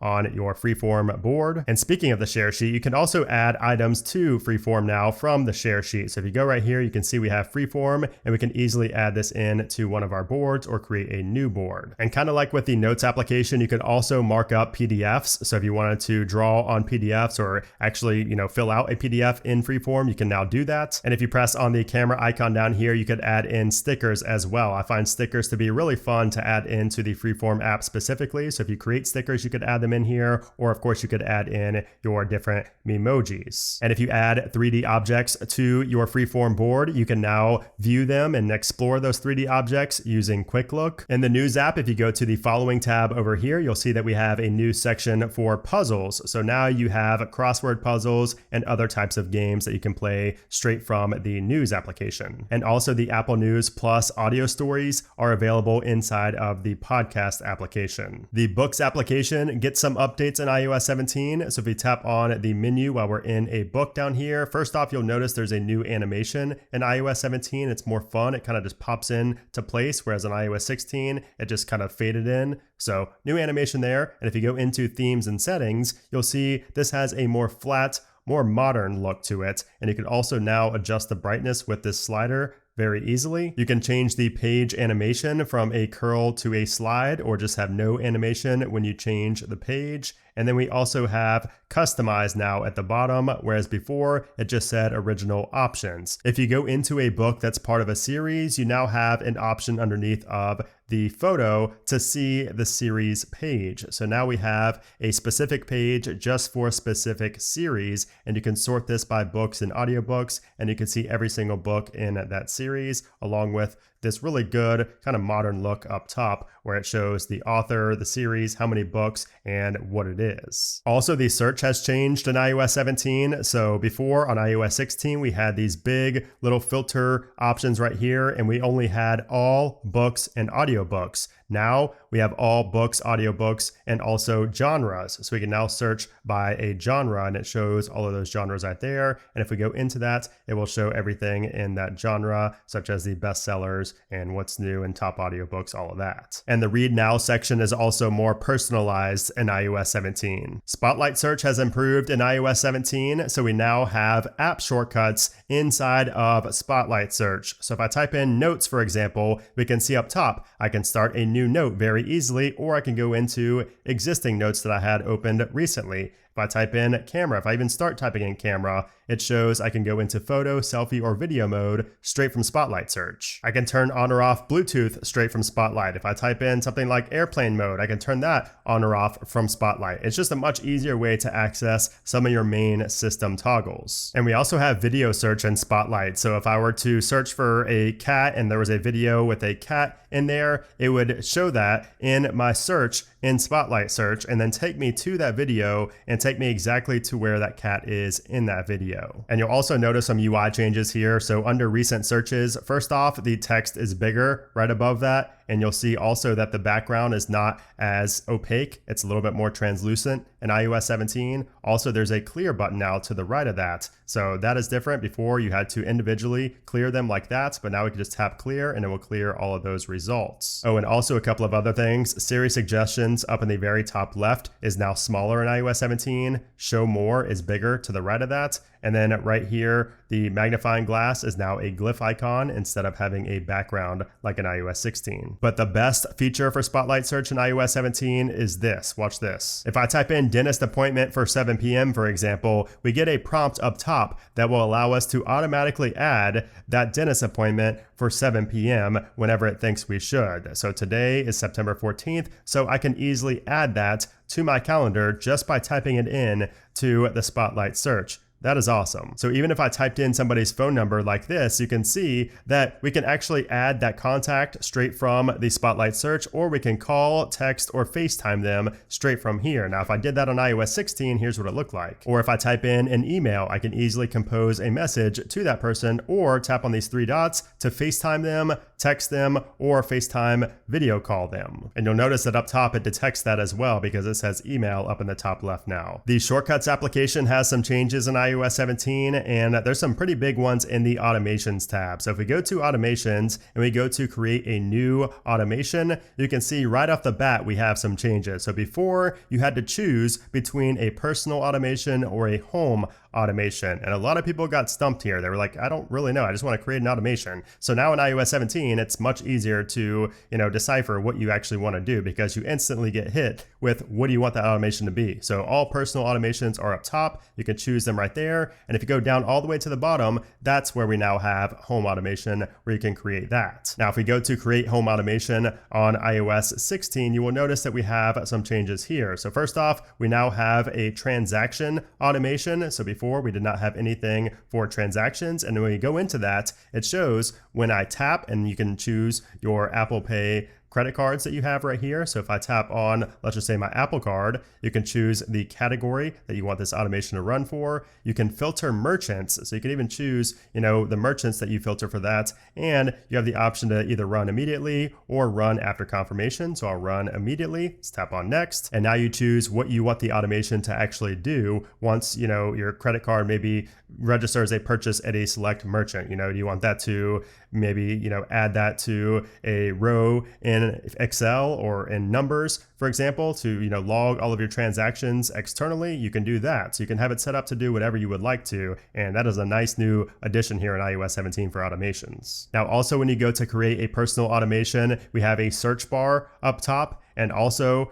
we have text and a title here that says personal automation and automation that runs on your iPhone. And we have some changes for some of the existing shortcuts here. So like for Wi-Fi, for example, you can see that the UI here has changed, and we can change this to be either when network is joined or when you leave a network. So now you have the option to, base your shortcut automation around if you join or leave a network, and then you can choose the next, action that you want to follow up with after that happens. And same with Bluetooth, you can choose if you want that to run when a device is connected or when it's disconnected. With airplane mode, we have the same settings, but you can see they are kind of flip-flopped. Now it's up top, whereas before it was down on the bottom. And also you can run that immediately now. You can run all these automations immediately now, whereas you could not do that on iOS 16 for every single one. And I think the fact that we can now run all of these automations immediately is awesome, because that makes automations actually automatic now. It actually makes them automations because they're not really triggers anymore that require manual confirmation. Before in iOS 16, if you wanted to run pretty much any of these automations, you still had to have a form of manual confirmation, but no longer with iOS 17, because now pretty much every automation can be run immediately. And when you go to create an action for a shortcut, this whole interface looks so much better. Before on iOS 16, it was just simply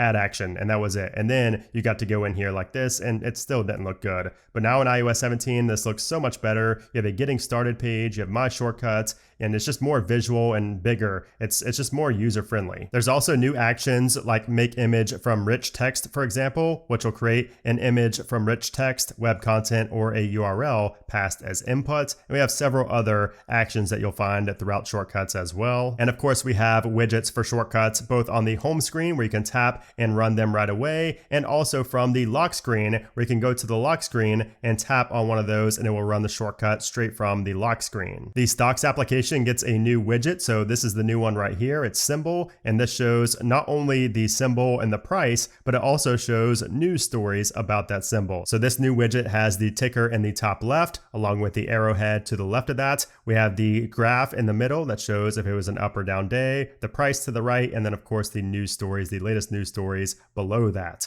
Now also you'll notice on the smaller stocks widget, we also have those arrowheads right here. So before it would just show, the stock price to the right and it would be red or green, but now you get a more, visual way to see if that stock was up or down on the day with these arrowheads. Oh, and there's also a smaller version of that new widget as well. So there's two sizes for the widget for stocks if you want the news stories below it. The wallet application gets some improvements as well. So Apple Pay order tracking is now much better. So if a user is tracking an Apple Pay order with a specific time and location, the Maps app will now offer it as a Siri suggestion. There's also now receipts for transactions via PDF or image. There's a new Track with Apple Wallet button that merchants can add to their iPhone apps and websites, and also an option to add an order to the Wallet app from an email attachment. You can now set recurring Apple Cash payments. So if you go to this screen right here, you'll see at the bottom we now have an option for send recurring payment. And if you tap on that, it will allow you, if you have a debit card added, to set weekly, bi-weekly, or monthly recurring payments. So this is great for people who live like maybe in an apartment, a house, or a condo. And if you want to contribute to rent and pay on a bi-weekly or a monthly basis, you can now do that. It's also great if you have a teenager and you want to give them weekly allowance. You can now do that easily with recurring Apple Cash payments. And also for Apple Cash, we now have auto reload. So this will automatically top up your balance when it runs low, so you always have money for purchases with Apple Cash. Later this year, you're going to be able to use your iPhone in iOS 17 to present your driver's license or your state ID to participating businesses and venues to potentially buy alcohol and confirm your age. And this is going to be huge. So users are just going to have to simply hold their iPhone or Apple Watch near a business's iPhone, and that will verify your age and your identity for things, again, like alcohol, if you want to rent cars, whatever it may be. The Wallet app also gets multi-device provisioning. So when you add an eligible payment card to your iPhone, you will be able to add those same cards to your other Apple Pay Pay capable devices with one easy tap. And Apple also says you can transfer funds with Apple Pay. So this allows you to easily and securely move funds from your stored value account to an eligible card in Apple Pay. We have a few changes in the App Store. So number one, update in this example used to be all caps. Now it is no longer all caps. And the same goes for every text in iOS 17. So open, for example, used to be all caps. Get used to be all caps. Now it is not. But the best change in the App Store in iOS 17 is the fact that you now get an ETA for when your download is going to be completed. So once we start a download here, you'll notice that right to the right of the stop button there, we now get an ETA for when our download will finish. Now, of course, this only applies to applications that don't install right away. It needs to be a pretty large size to show that, but that is much needed. And while I'm downloading this application, you'll notice that the app is going to be installed on the very first blank space instead of being installed on the last page on my home screen. That is a small but a much appreciated feature. Whew. So there you have it. Those are all of the new features and changes in iOS 17. There's probably even some that I missed. That's how awesome iOS 17 is, how big of an update it actually is. It's nothing flashy, but it has a ton of much requested features and changes included, along with a ton of hidden features that Apple just never talked about. So if you enjoyed this video and the insane amount of time it took to make it, I don't even know how long it took, but I would really appreciate if you gave it a thumbs up. Also consider subscribing if you want to help me and help the channel, our community, become the biggest and the best Apple community here on YouTube. We're on our way to 2 million subscribers, so every single subscriber counts. Thank you in advance for that. But anyways, guys, I need some sleep now, so I'll see you soon.